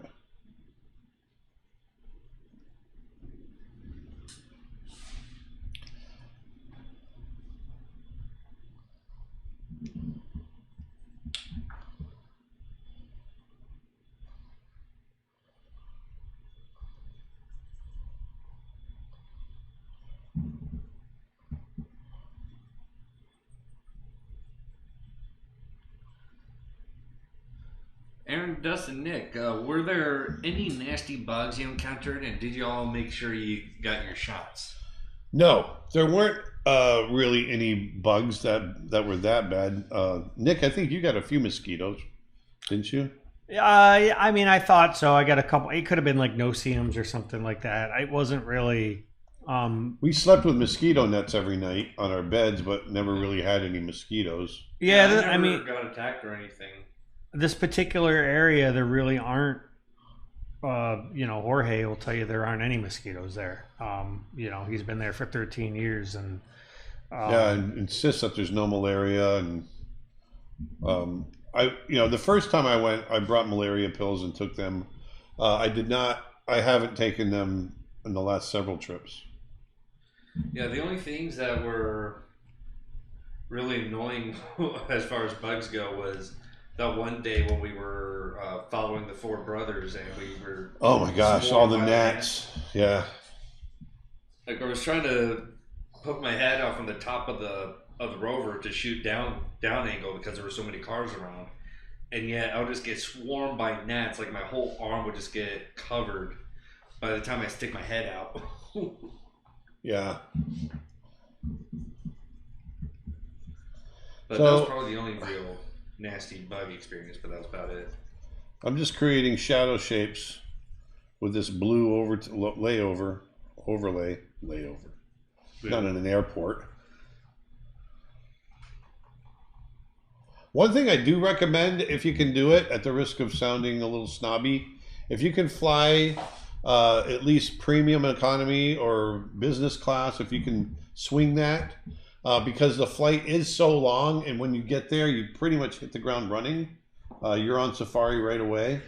If you can swing doing something like that, we try to save up for a couple of years just so we can do that, and that allows us to sleep because you can lay flat on the plane, and so when we get to Nairobi, you've almost pretty much adjusted because you've been able to sleep. Freaking Nick Birch can sleep for 15 hours straight on the plane. no problem. That's crazy. Yeah, and the way to Nairobi, I could only sleep like 4 or 5 of the hours. The rest of it was just trying but failing miserably. On the way back, I slept for a good 8 hours when we flew back to New York. Yeah. But that's the best I could do. Nick, on the other hand, Yeah. are you sure you just weren't cryogenically frozen for those 13 Yeah, right. hours?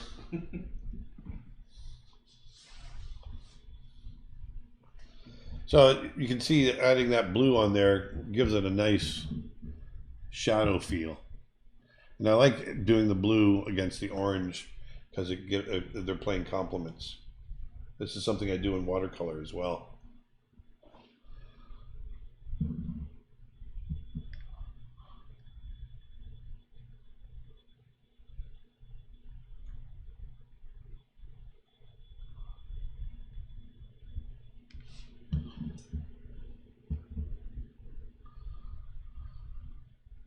How do you decide whether to take a picture or start drawing? It just depends on if I pull out if there's a lot of action going on, then I'll photograph. If the animals are being pretty calm and just kind of sitting there, then I'll draw. Drawing question. How do you choose your color for your shadow layer? I try to play complements off of each other. So in this case, the cat is a lot of orange before the spots, obviously, and so then I go blue. The complement of orange is blue, and that plays out pretty much the same way in nature. Oops. Let me keep that on there. There we go. So here I can take the drawing layer, and you can see it pretty much works.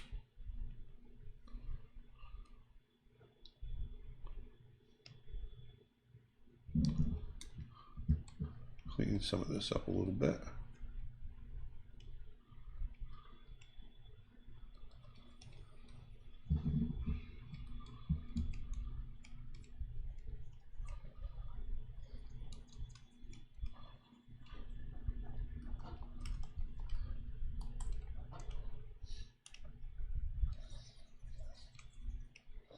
There we go. There we go.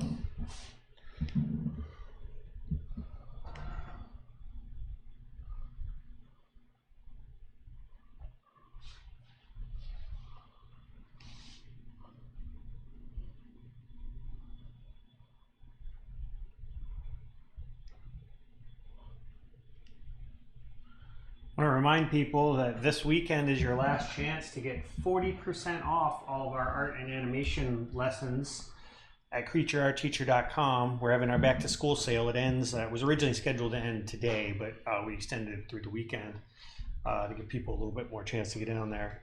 So it's 40% off all the animation lessons, digital art tutorials, character design courses. Plus, we've got 50% off all the Photoshop brush packs, and Dustin's photo pack is still on sale. His new one for 50% off. And if you're a teacher or student, you can get 50% off of our membership plans, which we have a monthly plan and an annual plan available. So go check it out. This has been a word from our sponsor. Brought to you by CreatureArtTeacher.com.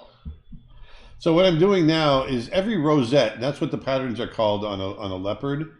They're not just single spots, they're collections of spots in the markings, and they make up these markings called rosettes.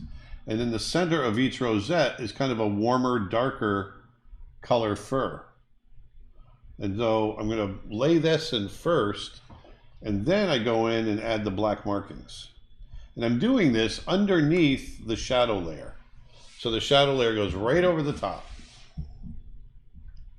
Thus far, has Africa been your favorite place to go to? Yes, without a doubt, Africa is my favorite place in nature. Although there have been some close, one of the reasons it's my favorite is not, it is the subject matter, but it's also the ease of access. Yes, it takes a while to get there from the United States, and you got to jump from plane to plane, but all in all, it's within 21 hours or 24 hours of being at home, I can be out on the Masai Mara. Whereas other places that I've been to, although really super cool, like in Nepal, I went to Chitwan National Park in Nepal, and really had an amazing experience there, tracking tigers and rhinos, and going out on elephant back every day. But it was so hard to get to. We had to go through Kathmandu, which was in itself extremely difficult, especially the airport, and then trekking through the flying small planes down into the forests of where the park is, and then from there having to trek across rivers and get into more vehicles, and it's a big excursion to get there. Once you're there, it's insanely amazing. It's worth it though. As somebody that's this was my second trip, I would go back in a heartbeat. Yeah. For Kenya. Yeah, sorry. Yeah, absolutely. Yeah, Kenya is, like I said, compared to these other places, is relatively very easy. Did you encounter any Cape buffalo on the Mara? And if I decide in the future to go to Kenya or Tanzania on safari, what is your advice if I get a better look, if I'm closer or take photos of the animals on? Cape buffalo, you give them room. The Maasai will not go near them. You give them enough room to, we get close enough that we can get photos, but not so close enough that they're going to turn over your Land Rover. Cape buffaloes, the ones that the big ones, the water buffalo. Oh, water buffalo. They're also called Cape buffalo? Yes. Oh, okay. Yeah, that's their proper name. Have you been to the Arctic National Wildlife Refuge, ANWR? No, the closest I've been is Denali National Park. I've been out to McNeil River State Park in Alaska, but I haven't been out to the Arctic, Gates of the Arctic, or any of that. I'd love to. Once again, difficult to get to. I dare say that might be a little more difficult to get to than Africa. Question. I'm going through your Clear Expressions course, and while it's phenomenal, I'm struggling to transfer that knowledge to animal characters. Do you plan an animal version of that course? Yes, we can do that for sure. In my mind, it kind of translates. So if it's not translating, I'd like to get your notes. So please, give me your notes afterwards so I can understand a little bit more. I think some people just don't quite understand how to push the same expressions on an animal character. I think you've touched on this a little bit on a live stream in the past, but I think they get too caught up in the mechanics of the animal anatomy. That's right. That makes sense. And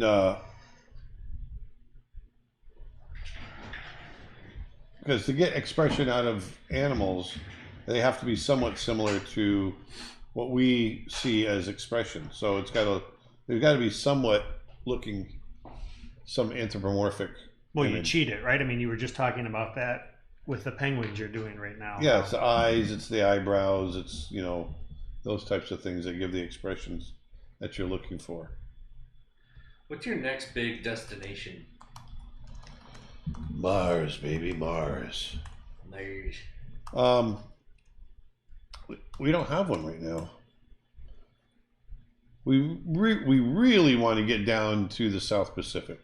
I was just listening to NPR this morning, how Australia is starting to open back up, and Nick and I would really love to get down to Australia, do some teaching.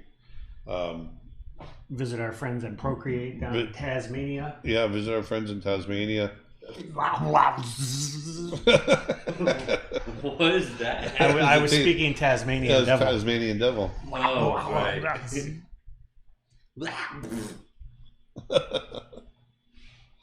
So I've laid in some of those spots. I'm going to put a layer over the top of that and just go dark.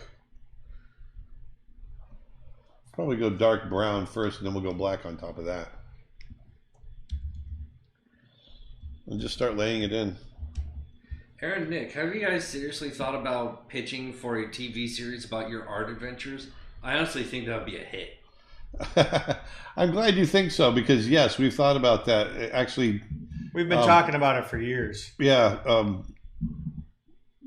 almost like an Anthony Bourdain, except it's our art adventures going out and finding the image and that sort of thing. And yeah, we've definitely been talking about it for years. We just haven't found the time to really cut the pilots together, and we haven't done enough. I just don't know that we've done enough to. We just got to. It's those types of shows require so much camera work. I mean, I don't even know if we scratched the surface for the amount of camera work that we would need for something like that. Although it is funny, you should watch the Anthony Bourdain doc, because when he started his show, I didn't realize this, he had never been outside the country. Are you serious? Well, basically, he had been to Europe once, but he wasn't like a traveler. They were literally like, the people that went with him were like, wait, what? And it was actually, when the show started, it was just him and a husband and wife. That was the entire crew. Wow. And they were working for the Travel Channel, and it was all because his book took off, and he was just such an interesting character that they were like. Yeah, I've been so afraid to watch that, because I feel like I'm going to be a blubbering mess, because I love that guy so much. Yeah, it's, obviously the way things ended is they can't not address it, but it's not the focus of the documentary. So that's cool. I enjoyed it. It plays like an episode because there's so much narration of his over the top of it. It just kind of feels like a. Will you do a live stream from Mars? If I could. Just going to have a 35-minute delay, that's all. Elon Musk is going to beat us to it. Yeah. That was my joke on the morrow when we saw the Elons. Animal called the Elons. I was like, man, you can really smell that Elon Musk. Oh. Nice. Do you like tarantulas? And if so, have you drawn one? I have drawn them. I'm from Arizona and the Sonoran Desert. Sonoran. Sonoran? Sonoran. Sonoran. I'm sorry. Okay. Sonoran Desert. and I just saw my first huge Arizona blonde tarantula. They're Well, so cool. Yeah, this is the time of year, September. Actually, it might be late in the year because this is when they come out and they start looking for mates. I think it's the males that are out looking for the females. The females tend to stay in the den. I think that's how it works. But every time I've seen a tarantula in the wild, it's been in September. The rest of the time, they just stay in their holes. Remember the time we went up to Sequoia National Park, you and I Austin, saw that one. and there's one giant tarantula crossing the road. Like, is that a crab? No, that's a tarantula.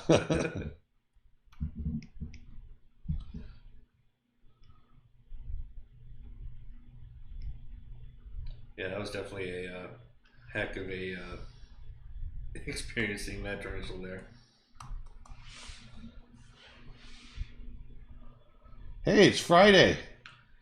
Yeah, Friday. It's hard to believe 1 week ago we started back from the Masai Mara. That we've actually left the camp a week ago. It feels like we just left the camp. Yeah. I'm still trying to adjust. Like, the whole week I would be hitting a wall in the afternoon, like around 5, and just be like, all right, I'm going to try just to take a nap. Yeah. Set my alarm for an hour and a half.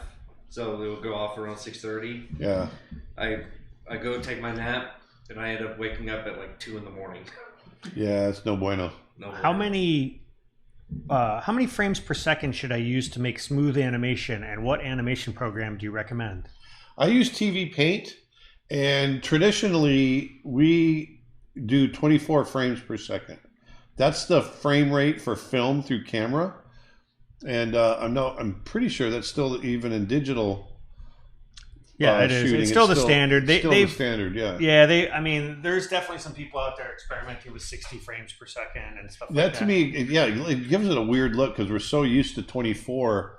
That extra fluid look looks weird to me. I agree. I think it's, yeah. I mean, when they released The Hobbit at 60 frames per second when they did those movies, and it didn't play that way everywhere, but I actually went to a IMAX screening where they were playing it at 60 frames per second. Yeah.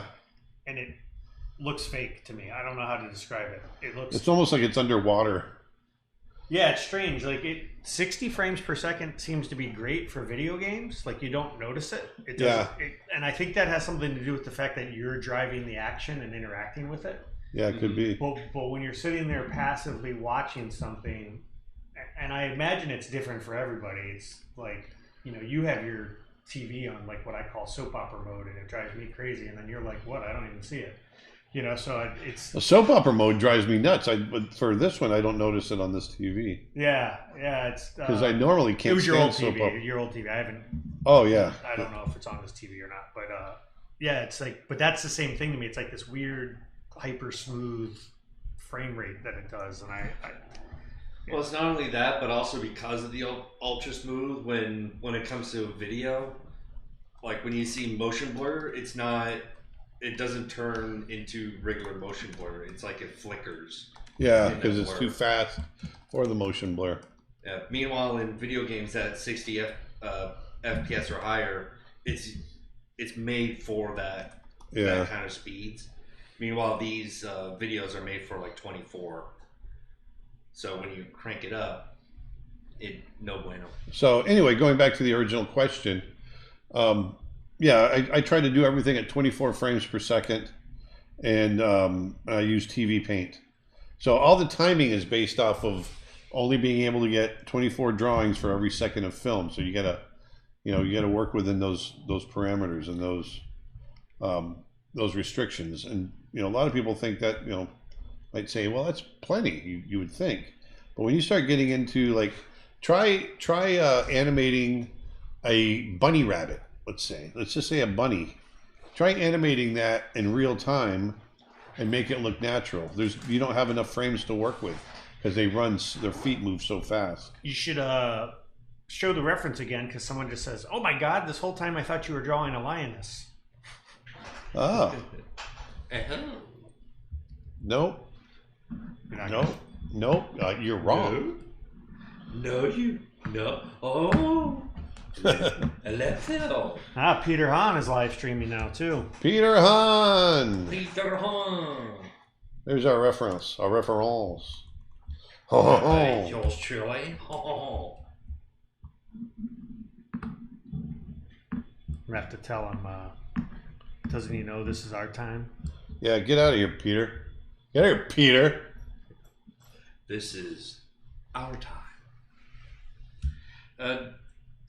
Zonji's here. Is asking, do you experience some reverse culture shock on return from Africa? Yes. You really get used to the peaceful culture. They really do talk much more quietly. And that Swahili accent is very soft. There's nothing harsh about it. The way the sounds roll into each other, everything is very soft. And as a matter of fact, if you're at a restaurant, it's very hard to hear sometimes them asking what you want and all that kind of stuff, because they're just kind of whispering and they're very calm. And then you come back to the United States and it's like, and everyone screaming. Well, it's not only that, but also a lot of their roads are unpaved, so it's very, very bumpy roads, especially on the Mara. Like Mara is just, it's like riding a bull, but it's in a rover.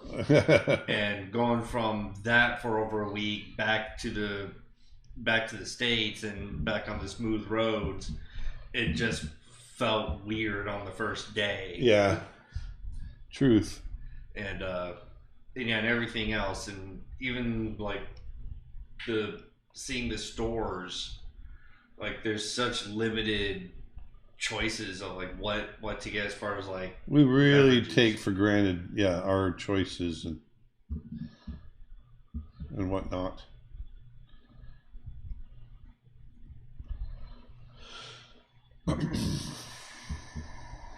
Aaron, Nick, and Dust, what did it smell like out there? Is clean, super fresh, even though there's elephants pooping and animals pooping everywhere and dying. And the worst smell was from the vultures.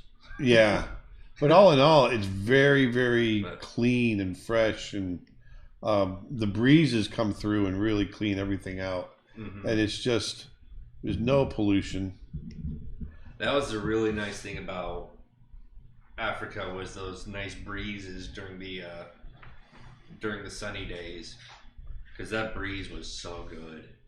Yeah, it really was.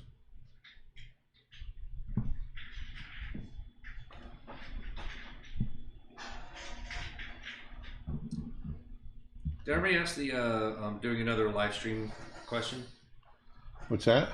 Mandalee's asking, are you going to do another live stream where you just draw animal characters one after another? Remember the obese chicken? Oh yeah, we could do that.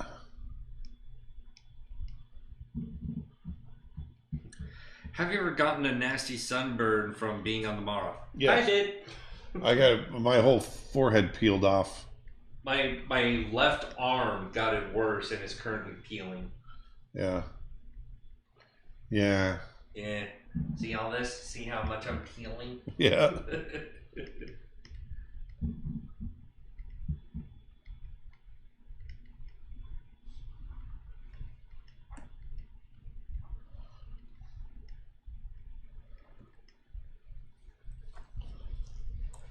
I'm all out of questions.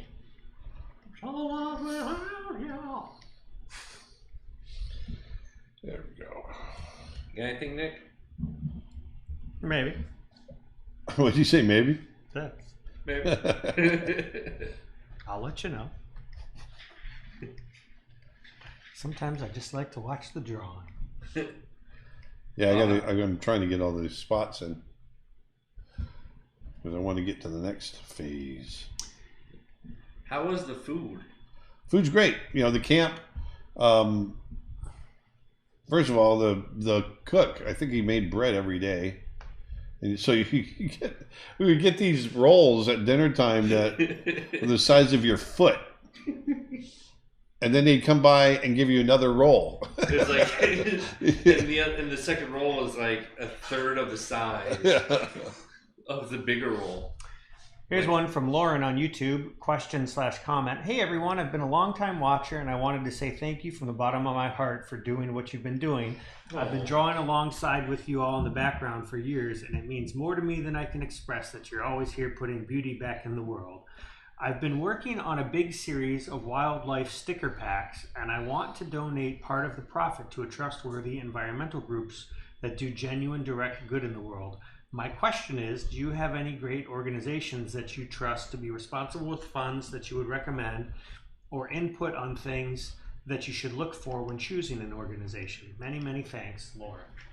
Man, I wish I could have put Casey Kasem's voice in there because that would have been a perfect sound for Long Casey distance dedication. Long distance dedication. I'm Casey Kasem. Yeah, I think the Sheldrick Orphanage is a great cause. There's a lot of great causes out there that Nick and I, over the years, have donated to.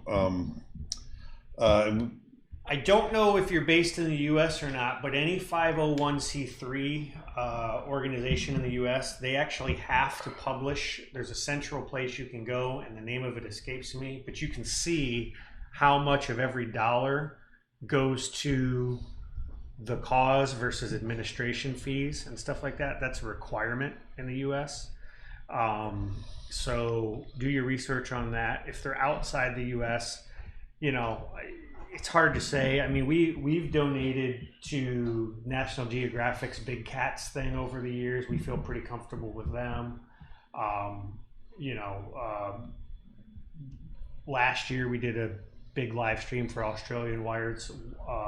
The wildfires. And we donated to an organization there called Wires, and we donated to them, which stands for Wildlife Something Rescue. Nothing specific, but just kind of, like I said, again, if it's the U.S., that information is public. So we try to go towards ones that are less overhead. Yeah. Correct. There's a lot to choose from, so it's hard for us to say, oh yeah, do this one or do that one. It really does boil down to what it is that you want to get involved with, really.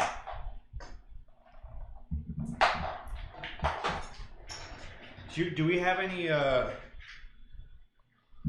video of us in the field at Sheldrick, or do we have? Oh yeah, what day was that, Dustin? Oh, what? What day was Sheldrick? It's going to be the last day. Sheldrick? Oh, it was the last day. Yeah, that's right. Day 11, or the one that says Orphanage. Yep, that would be the one. That's all the. The elephant orphanage. Yeah, that's all the photos there. Whoop. So this is the orphanage. This is the elephants coming out, and they're really, really orange because that's the color of the soil in this area, and they like to roll around in it. It's like red clay in Georgia. That's what it reminds me of. So the elephants are all covered in that. When you go up and pat these little guys, just a dust cloud comes off of them. Oh yeah. But this is a wonderful. They've been around since 1973, I think, and this is my second time coming to see them. Yeah, last time we were out there was 11 years ago, wasn't it? Yeah. Last time was 11 years ago. And what they do is they take these elephants in and they stay with them for 3 to 5 years.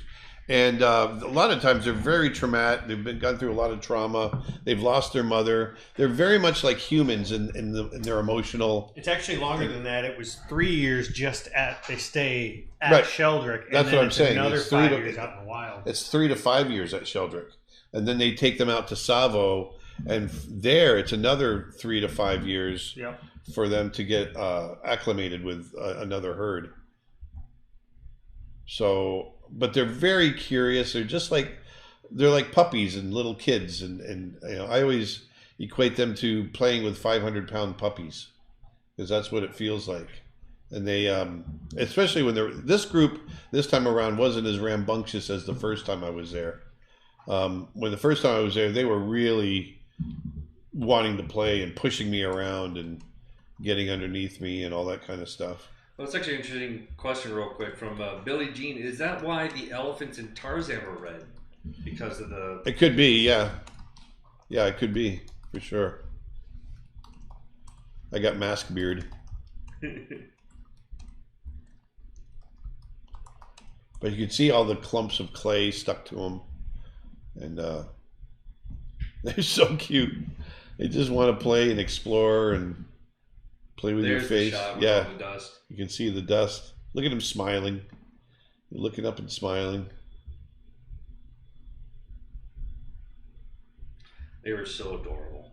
Someone asked, what were the nights like in Africa? Could you hear the wild animals? And the answer is yes. We could hear hippos and hyenas all night long. And I've been there on other trips where you could hear animals dying, getting killed by predators and whatnot. It's crazy. We definitely heard lions one night too. And also you can hear a random guy in the middle of the night, take a turn here. Yeah. I tend to talk in my sleep. Yeah, Aaron talks in his sleep, and one night I'm sitting there, and all of a sudden I hear, take this exit. Yeah, straight up ahead. Ask this guy. He'll know where it's at. I don't know where it is. Just clear as a bell. That's like, just clearly in his dreams he was driving somewhere. It was hilarious. I get really creepy because Vedanta tells me I'll sleep with my arms straight up in the air like I'm holding something up. Are you sure you don't need an exorcist? Or you lost a fight with your mosquito net one night. I did. I got into a fight with my mosquito net and woke up with it all kind of. I yanked it right out of the ceiling, and it was all piled on top of me when I woke up the next morning. I was all tangled up in it. Oh.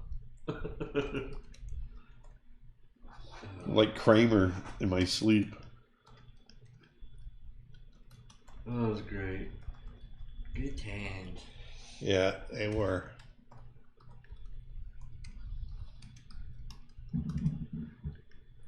But do you guys still have your lion hair necklaces? Oh yeah. Yep, I've got my lion hair. Lion hairball. Yep. I've got mine and my crocodile tooth.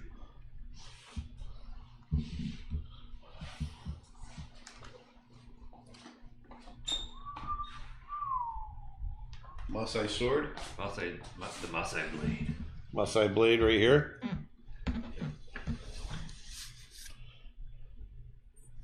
Yeah, that's the dull one. Still not that dull. No, you should. I'll sharpen this one. That is dull. That is dull compared. Yeah, to yours is like a razor. Like mine, like I took a piece of paper when I got home and just literally like this, just. Yeah.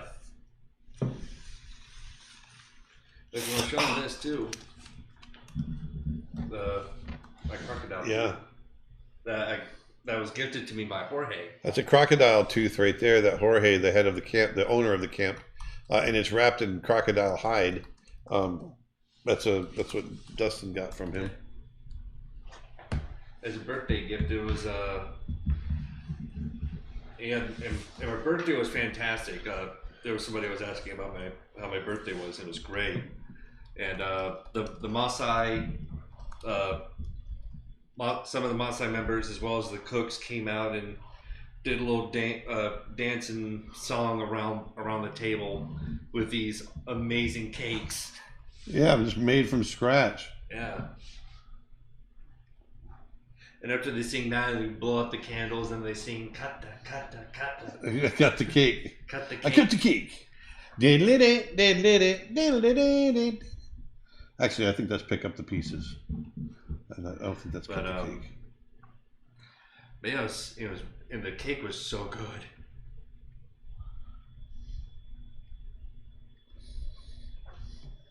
How'd you get through customs with those with this word? Oh, checking. check them. We check them in on our luggage.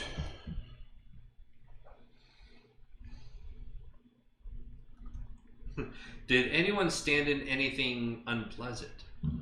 No, very I picked up some slick. elephant poop and tried to bowl with it, and it just disintegrated, and flew everywhere.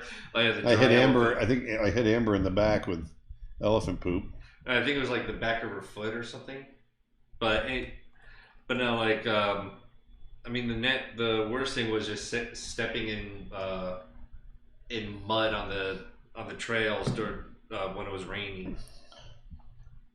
Especially for me, because I was wearing sandals, and yeah, my feet got pretty muddy a couple of times. We saw some dead animals float down the river that had gotten caught up in some of the rains.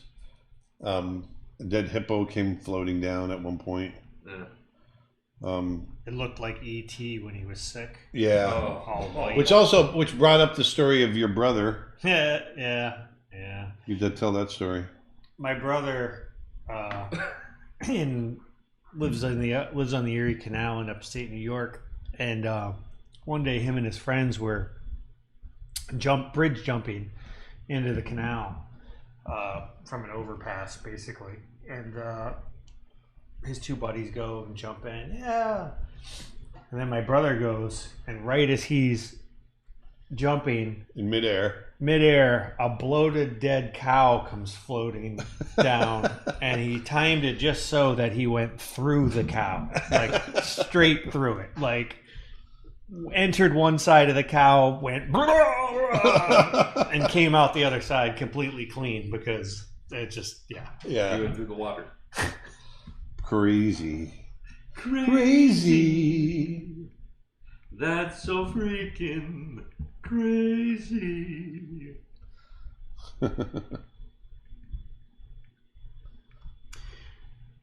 You may have already touched on this, but are there any one or two animals that instantly took your breath away when you saw it, even if it's something you maybe seen in the wild before? These cats are beautiful. Yeah, leopards will always take your breath away. The excitement of a lion will take your breath away. They're all, cheetahs are exciting. Seeing an elephant up close for the first time in the wild will take your breath away and make you think twice about, being there, because you don't want to get charged by an elephant. It all takes your breath away. That's what's so beautiful. That's what's so wonderful about that place. And it's incredible. Someone's asking, why don't you make a brush for that pattern? Because a brush would, first of all, I wouldn't be able to follow the form the way that because if you look, some of these really flatten out along the top because of the perspective. And then as it wraps around the body, the form changes a little bit. And I wouldn't be able to get the variety that I'm getting in the markings. And also aren't the markings like very so random? Yeah, they're real. That's what I mean. Yeah. I wouldn't be able to get that variety and the randomness of the markings. So sometimes you just want to do it by hand. Did you feel small there because of the vastness? Yes. Yeah. Yeah, you do. Yeah. Did you have big aspirations when you first started learning art? Yeah. I mean, I've always wanted to be a great artist. If that's is what you mean by big aspirations. Now I just got a big ass. No, but I've always wanted to be the best artist I could be, and that to me is, I'm always measuring myself against myself, and I just want to make sure that I'm being the best artist. I've never gotten hung up on comparing myself. I thought measuring yourself against yourself was back to the big ass thing. Right, exactly. These pants don't fit anymore. Dang it. But I've always been pretty good about not measuring myself against other people, because you can really go down a rabbit hole with that, and it's just not healthy. And I think that's the single biggest mistake that young artists make. yeah, They compare they look themselves. at so and so and go, "Oh man, I'm not that good," or Right. or what I've seen other people go, "Man, I'm way better than that guy. Why is he getting so much recognition?" Which is, that kind of attitude really annoys me. No. Is, eat some humble pie. Don't compare yourself to other people, and just compare yourself to yourself, and be the best artist you can be, and learn. I've been doing this all my life, and I'm still learning, and I love that, and I love the fact that, like music, art is something that you will never If you feel you've mastered it, then it's time to die. It's just time to die. Because you will never master it. I went dark. Yeah, it went very dark. It's Rutger Hauer. If you could see the things I've seen. I have seen things you people would never believe. Oh, that's it. Thank you.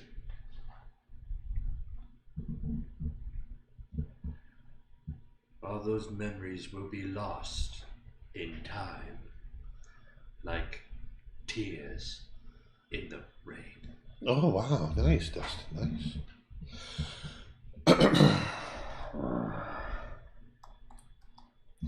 And when it comes to the whole like masters and novices, one of my favorite quotes, and I forgot where I heard it from, but it's the a master has failed more times than a novice has tried. Yeah. I believe that. Not me. Meh. Meh.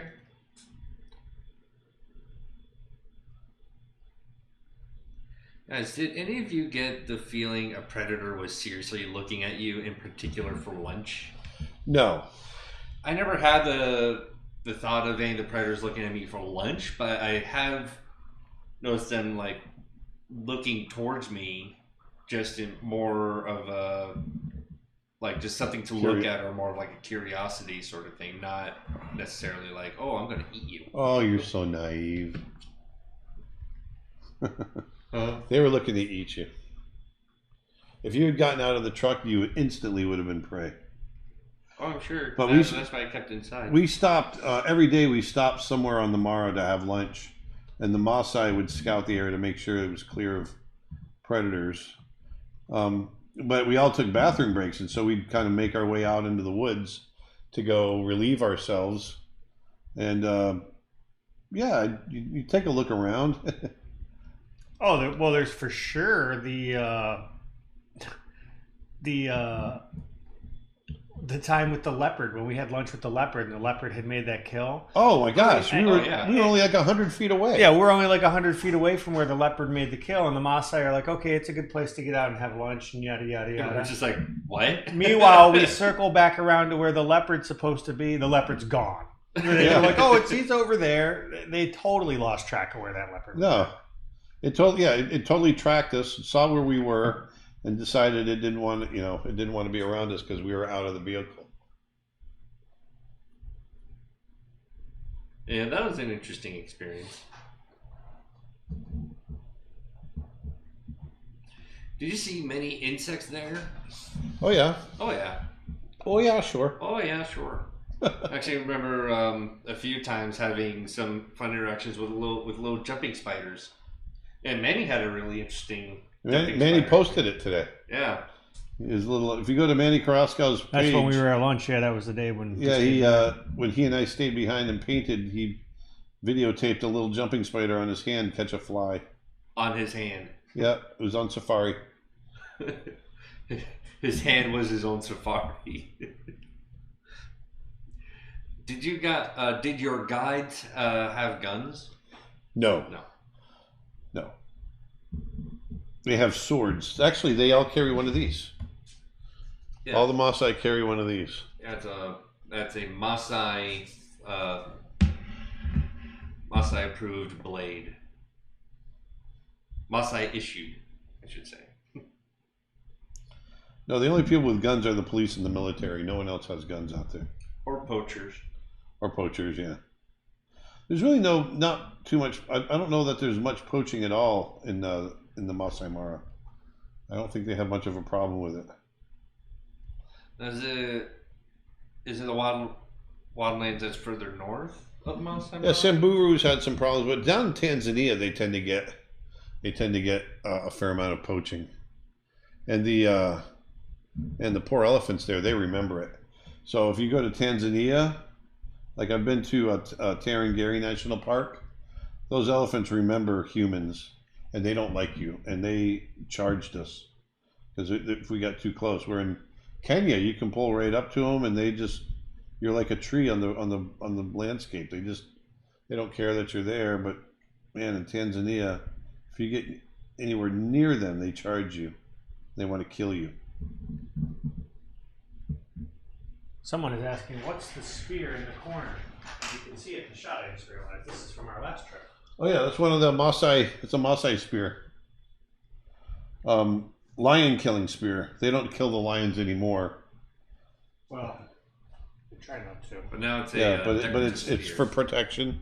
They'll walk with these. You go full screen. You should. Oh, I'm gonna sneeze though. Hold on.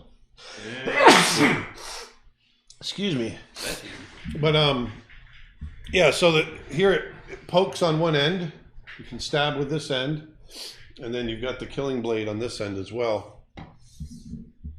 There's a little bit of lion fur right here. Decorative. That's Decorative, yeah. But it's pretty amazing. So yeah, I'm gonna put this back out here.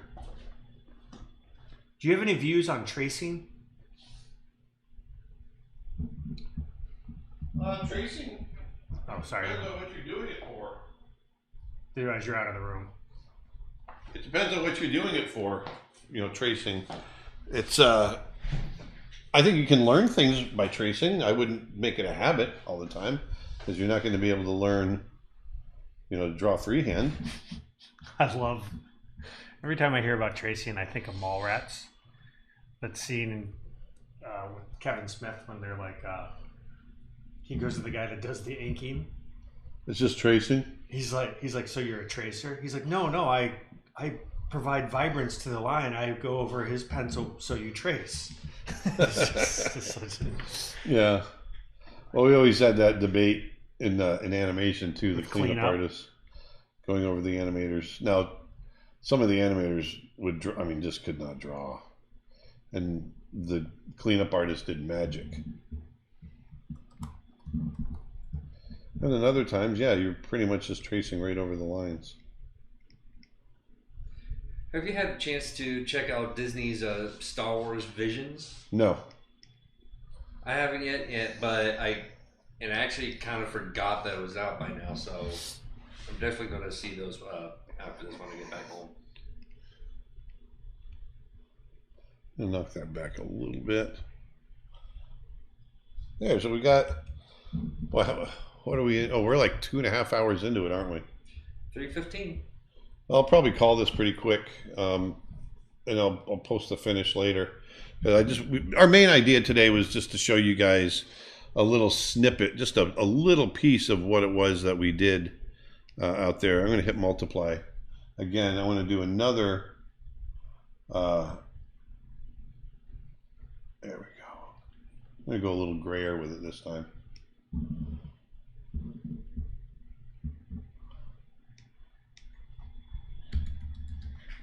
Just come in here and hit some of these darker shadows like under the chin.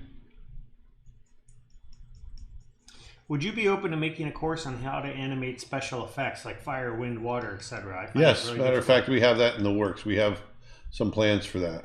Yep, absolutely. It's just been a little slow going with COVID. COVID. COVID.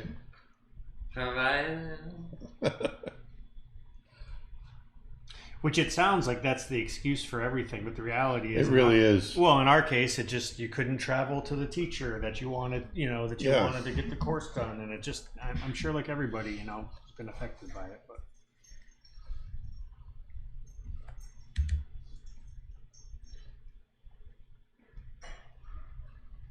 Hey, Aaron.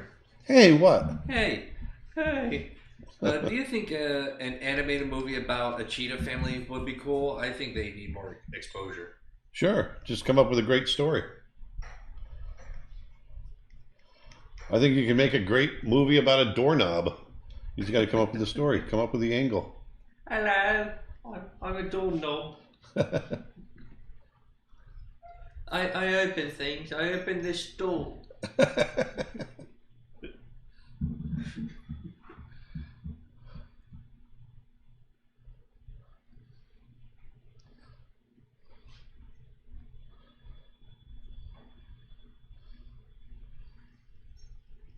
Will you do a course on African wildlife soon? Now that you're inspired and have amazing photo references. Yes. Well, I've already done one on big cats, which include African wildlife. But we've talked about doing specifically, just not specifically, but like general African wildlife, like hitting some elephants, hitting some lions, hitting some, some of the big five, the rhinos, hippos, and kind of blending it all into one course.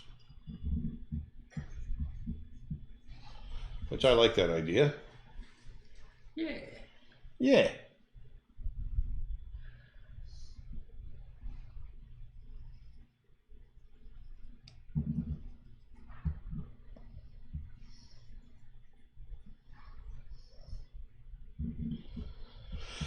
I haven't done any digital painting in a long time. This feels pretty good. I like it.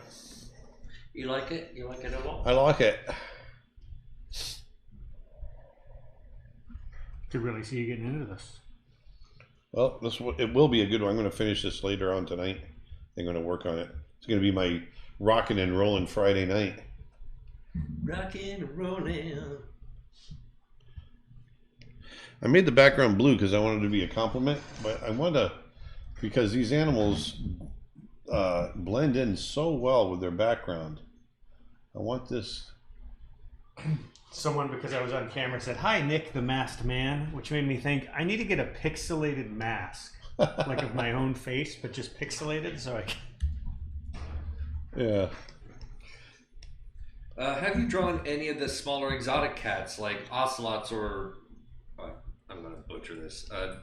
Jeffrey's cats? Jeffrey cats? I don't know what that is. Why is this not drawing? What am I doing wrong? Put a layer 8.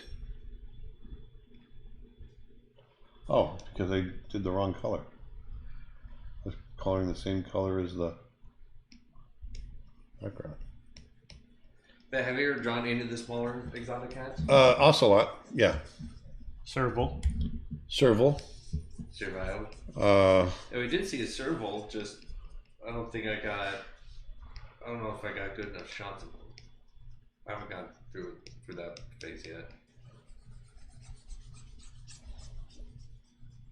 That was the crazy story of Christy losing her cell phone. Oh yeah, man, you guys got to hear this. So we chased this serval out into the grasslands, no roads, trying to get a photo of this serval. And they're fast. I mean, we're booking. Yeah, we're booking it, and we're making turns here, making turns there, and because it's zigzagging across our path. Yeah, so finally the serval gets away, and we that was awesome. We got some photos, and then we decided to head back. And as we're heading back, Christy can't find her phone, and we've already gone back like a mile and a half, heading back home. And we realized, she dropped it. It fell out of her pocket while we were chasing this serval around out in the grasslands. So we turn around to go back, and I'm like, what? There's no way we're ever going to find this phone. We're hitting bumps left and right. And unbeknownst to me, we hit a bump on the way back that knocks my glasses and my brush and all kinds of stuff out of my pocket. They fly out. It was your pen? Yeah, my pen. Your reading and sunglasses, both of them. Yeah, and they flew out of the Jeep or out of the Land Rover, land on the ground, and so the guys behind us, John and they're Greg. they're like a few miles behind us. They come pulling up to us when we reached the area that we to find the glasses. They go, "Hey, we found these in the middle of the road." To find the phone, you mean? Yeah, I'm sorry, the phone. And they go, "Hey, we found these in the middle of the road," and it was my stuff. It's like, holy cow, okay. But anyway, so we're like, we're not going to find these glasses. I mean, it is a sea. It's a sea. I mean, you can see how vast it is there, and we could kind of find where we were driving just because of where the grass was kind of plastered down, but not really that great. And frickin' our driver. So we all stopped, and all the Maasai drivers got out and started just walking around. They followed the tracks that were freshly made from earlier. Yeah, and our driver. We're sitting there talking, and we're trying to figure things out, and also we hear found it in the distance, and it was our driver Steven with the phone in hand. We're all like, He found it in what? I couldn't believe it. And Christy almost cried. She was so happy. Yeah, because the downside is like losing your phone sucks no matter what. But being out there, she had shot so many photos and video that hadn't had the chance to sync to the cloud or whatever because you don't have She data. didn't have anything backed up, and yeah, she would have lost so much if she actually lost her phone. But yeah, it was amazing that he found it. I couldn't believe it. I was eating crow after that because I was like, I don't know why we're here. We're not going to find this phone. Let's just get going.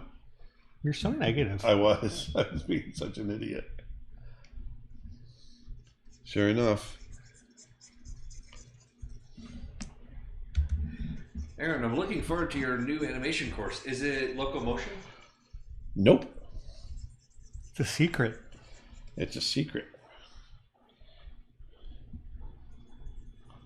Are you going to do a few photo packs, Dustin? Bet you have so many photos. Yeah, I got a lot of photos.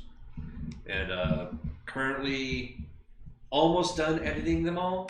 And then next phase is going to be organizing them all. Like renumbering and relabeling and all that stuff. And getting their special species photos. Dustin shot 40,000 photos. 39,000. Oh, Okay. well, I'm sorry. I'm sorry. Jeez. You're right. Okay, That's Dustin. a far more reasonable. We'll be number. more. Yeah, we'll be more exact next time. 40,000 photos. It was an insane amount of photos that he shot. But hey, that's how you get the good shots. Exactly. That's how you get shots like that. So let's pull up before we go. Oh, someone asked, well, why didn't you try calling the phone? We did. We We couldn't did get it everything. right. Yeah. Yeah, But there was the- barely any signal out there. In this particular area, There was no signal. there was no signal. We always got signal everywhere else, but not in this area. Yeah, because she had an iPhone, Nick even tried doing the whole tracking and pinging of your friend's phone, and even that wouldn't work because no signal. Yep. And also, I don't think they had that set up on their phone.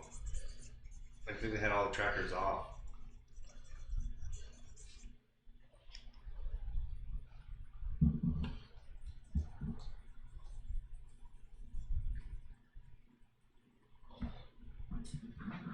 So let's come back here. Back Here. Yeah.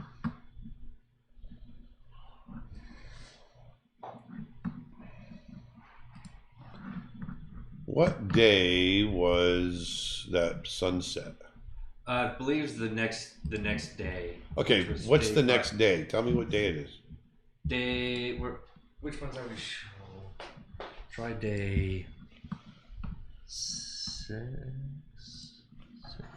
No. 5.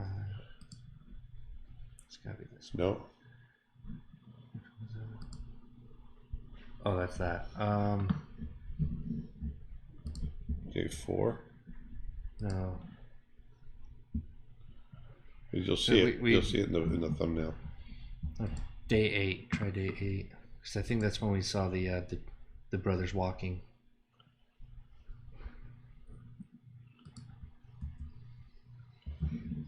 No, it's the day before. So day 7.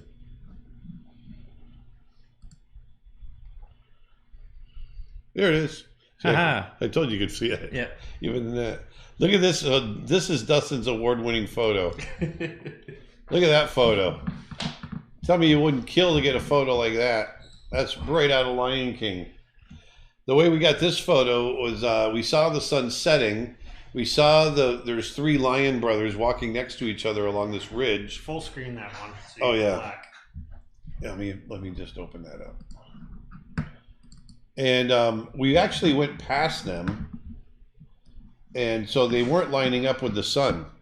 So we yelled to Steven that, hey man, back up, back up, back up. And so Steven backed up until that line was perfectly in front of the sun, And then Dustin just went to town and started shooting photos. Right when the line started passing the sun, I just shot a ton of photos. And here's the end result. Yep. You can even see the insects flying over his back. This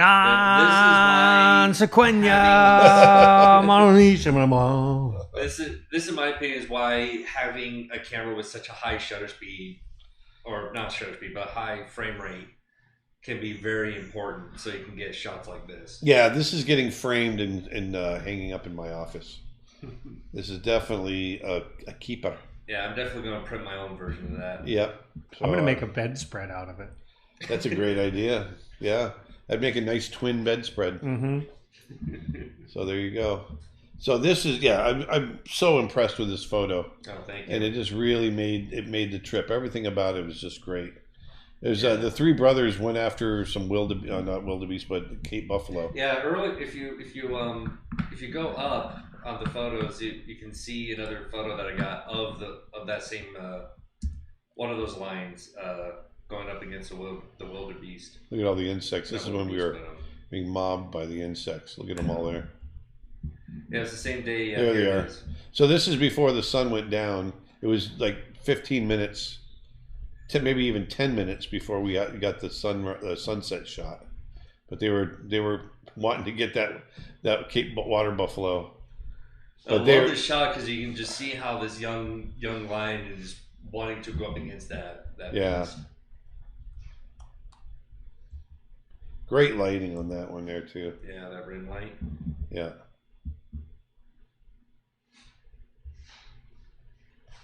Oh, that's great. I never saw the insects in that one. Yeah. Like he's sneezing.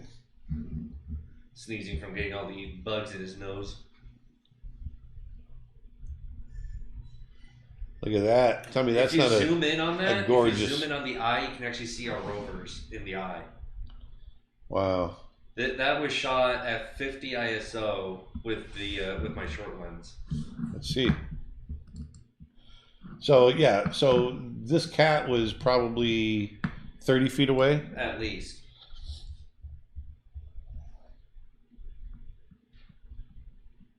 Yep, there's our vehicle in the reflection of the eye. Yeah, you can see the Land Rovers in his eye. That just kills me. I mean, look at the detail from 30 feet away. Just beautiful. Gorgeous.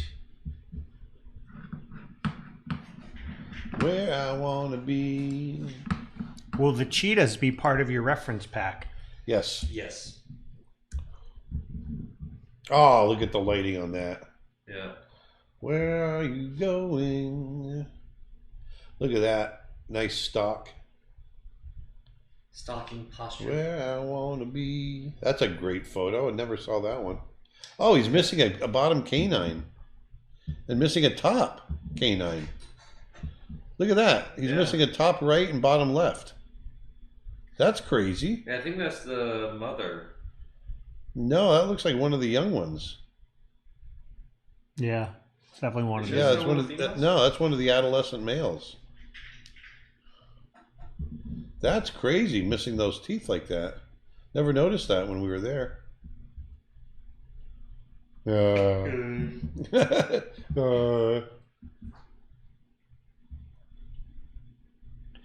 Look at that. That's another 50 ISO.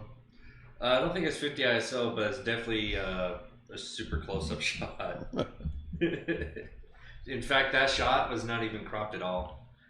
Because a lot of these shots, in order to get these kinds of framings, there's been a lot of cropping involved, but there's been very few photos where I didn't need any cropping at all. I forgot about this one. This is where she wouldn't let anybody have a bite. Nope. And she ate the whole thing. She didn't leave any bones. Yep. There was nothing. She just ate it like a Snack. like a piece of bread.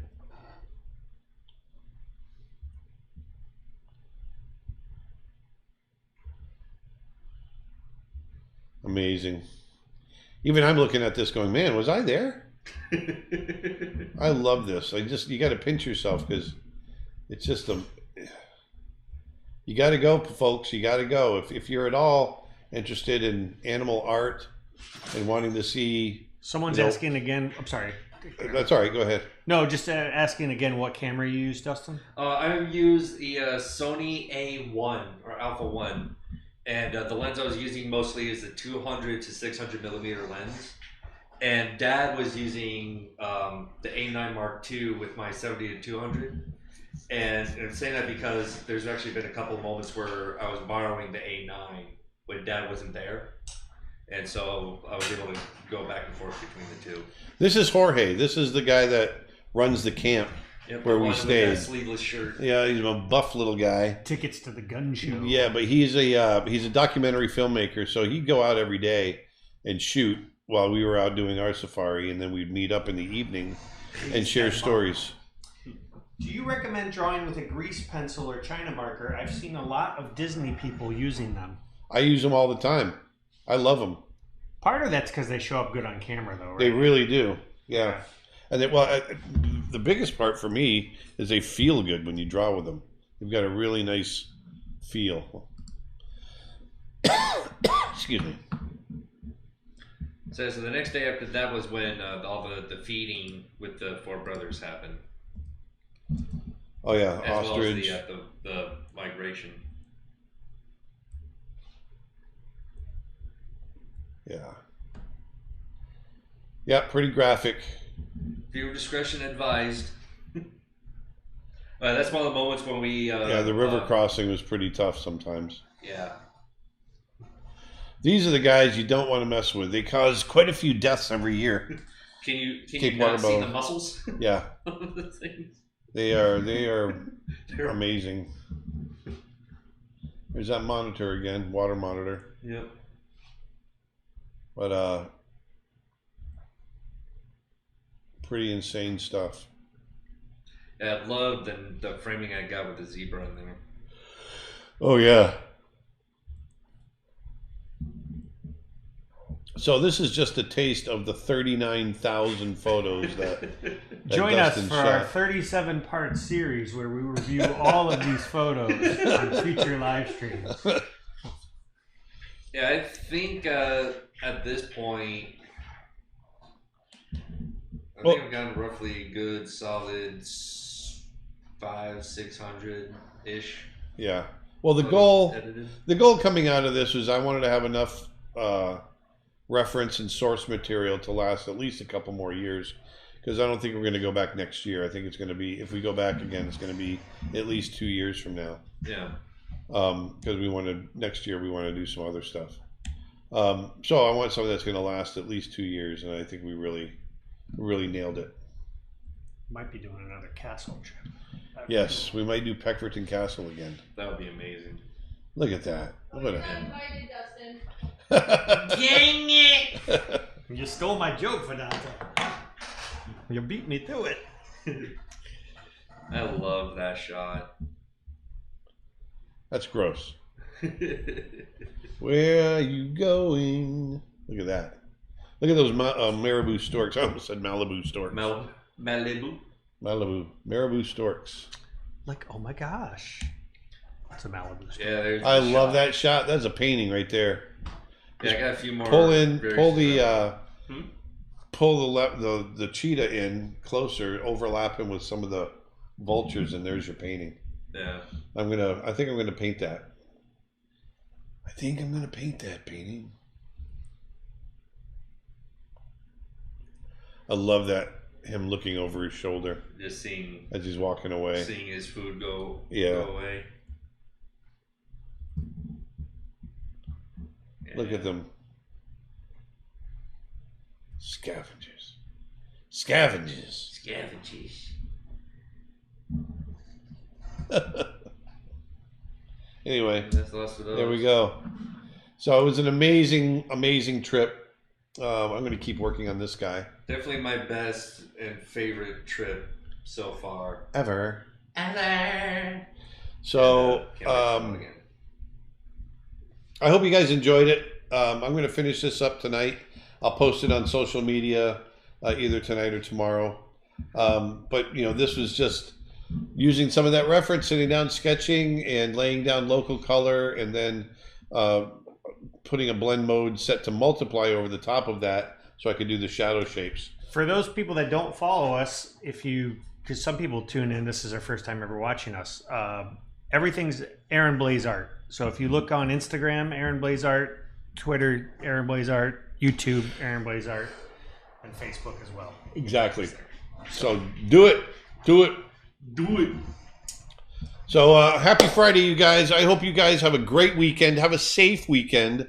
Go out and have some fun. I hope you enjoyed the experiences. I can't recommend enough getting out there and live your life. Go out and explore the world. Travel, if you can do it, is one of the most wonderful, amazing, eye-opening, well-rounding your spirit kind of thing that you can do to see how the rest of the world works and get out of your little slice of the world is so healthy. And just helps you see different points of view, and it's just good for you all in all. I want to remind people, just for those who might have tuned in late, that our books have arrived at port. We are waiting for them imminently. So they are over at the California, LA port, presumably. They've arrived. We're just waiting for them to clear customs, which means they should be in our hands. Could be a matter of days, at worst a couple of weeks. But as soon as we get them, we're starting to ship them. That means that there's still a little bit more time to get in on the pre-order. So if you go to creatureartteacher.com/books, you can pre-order.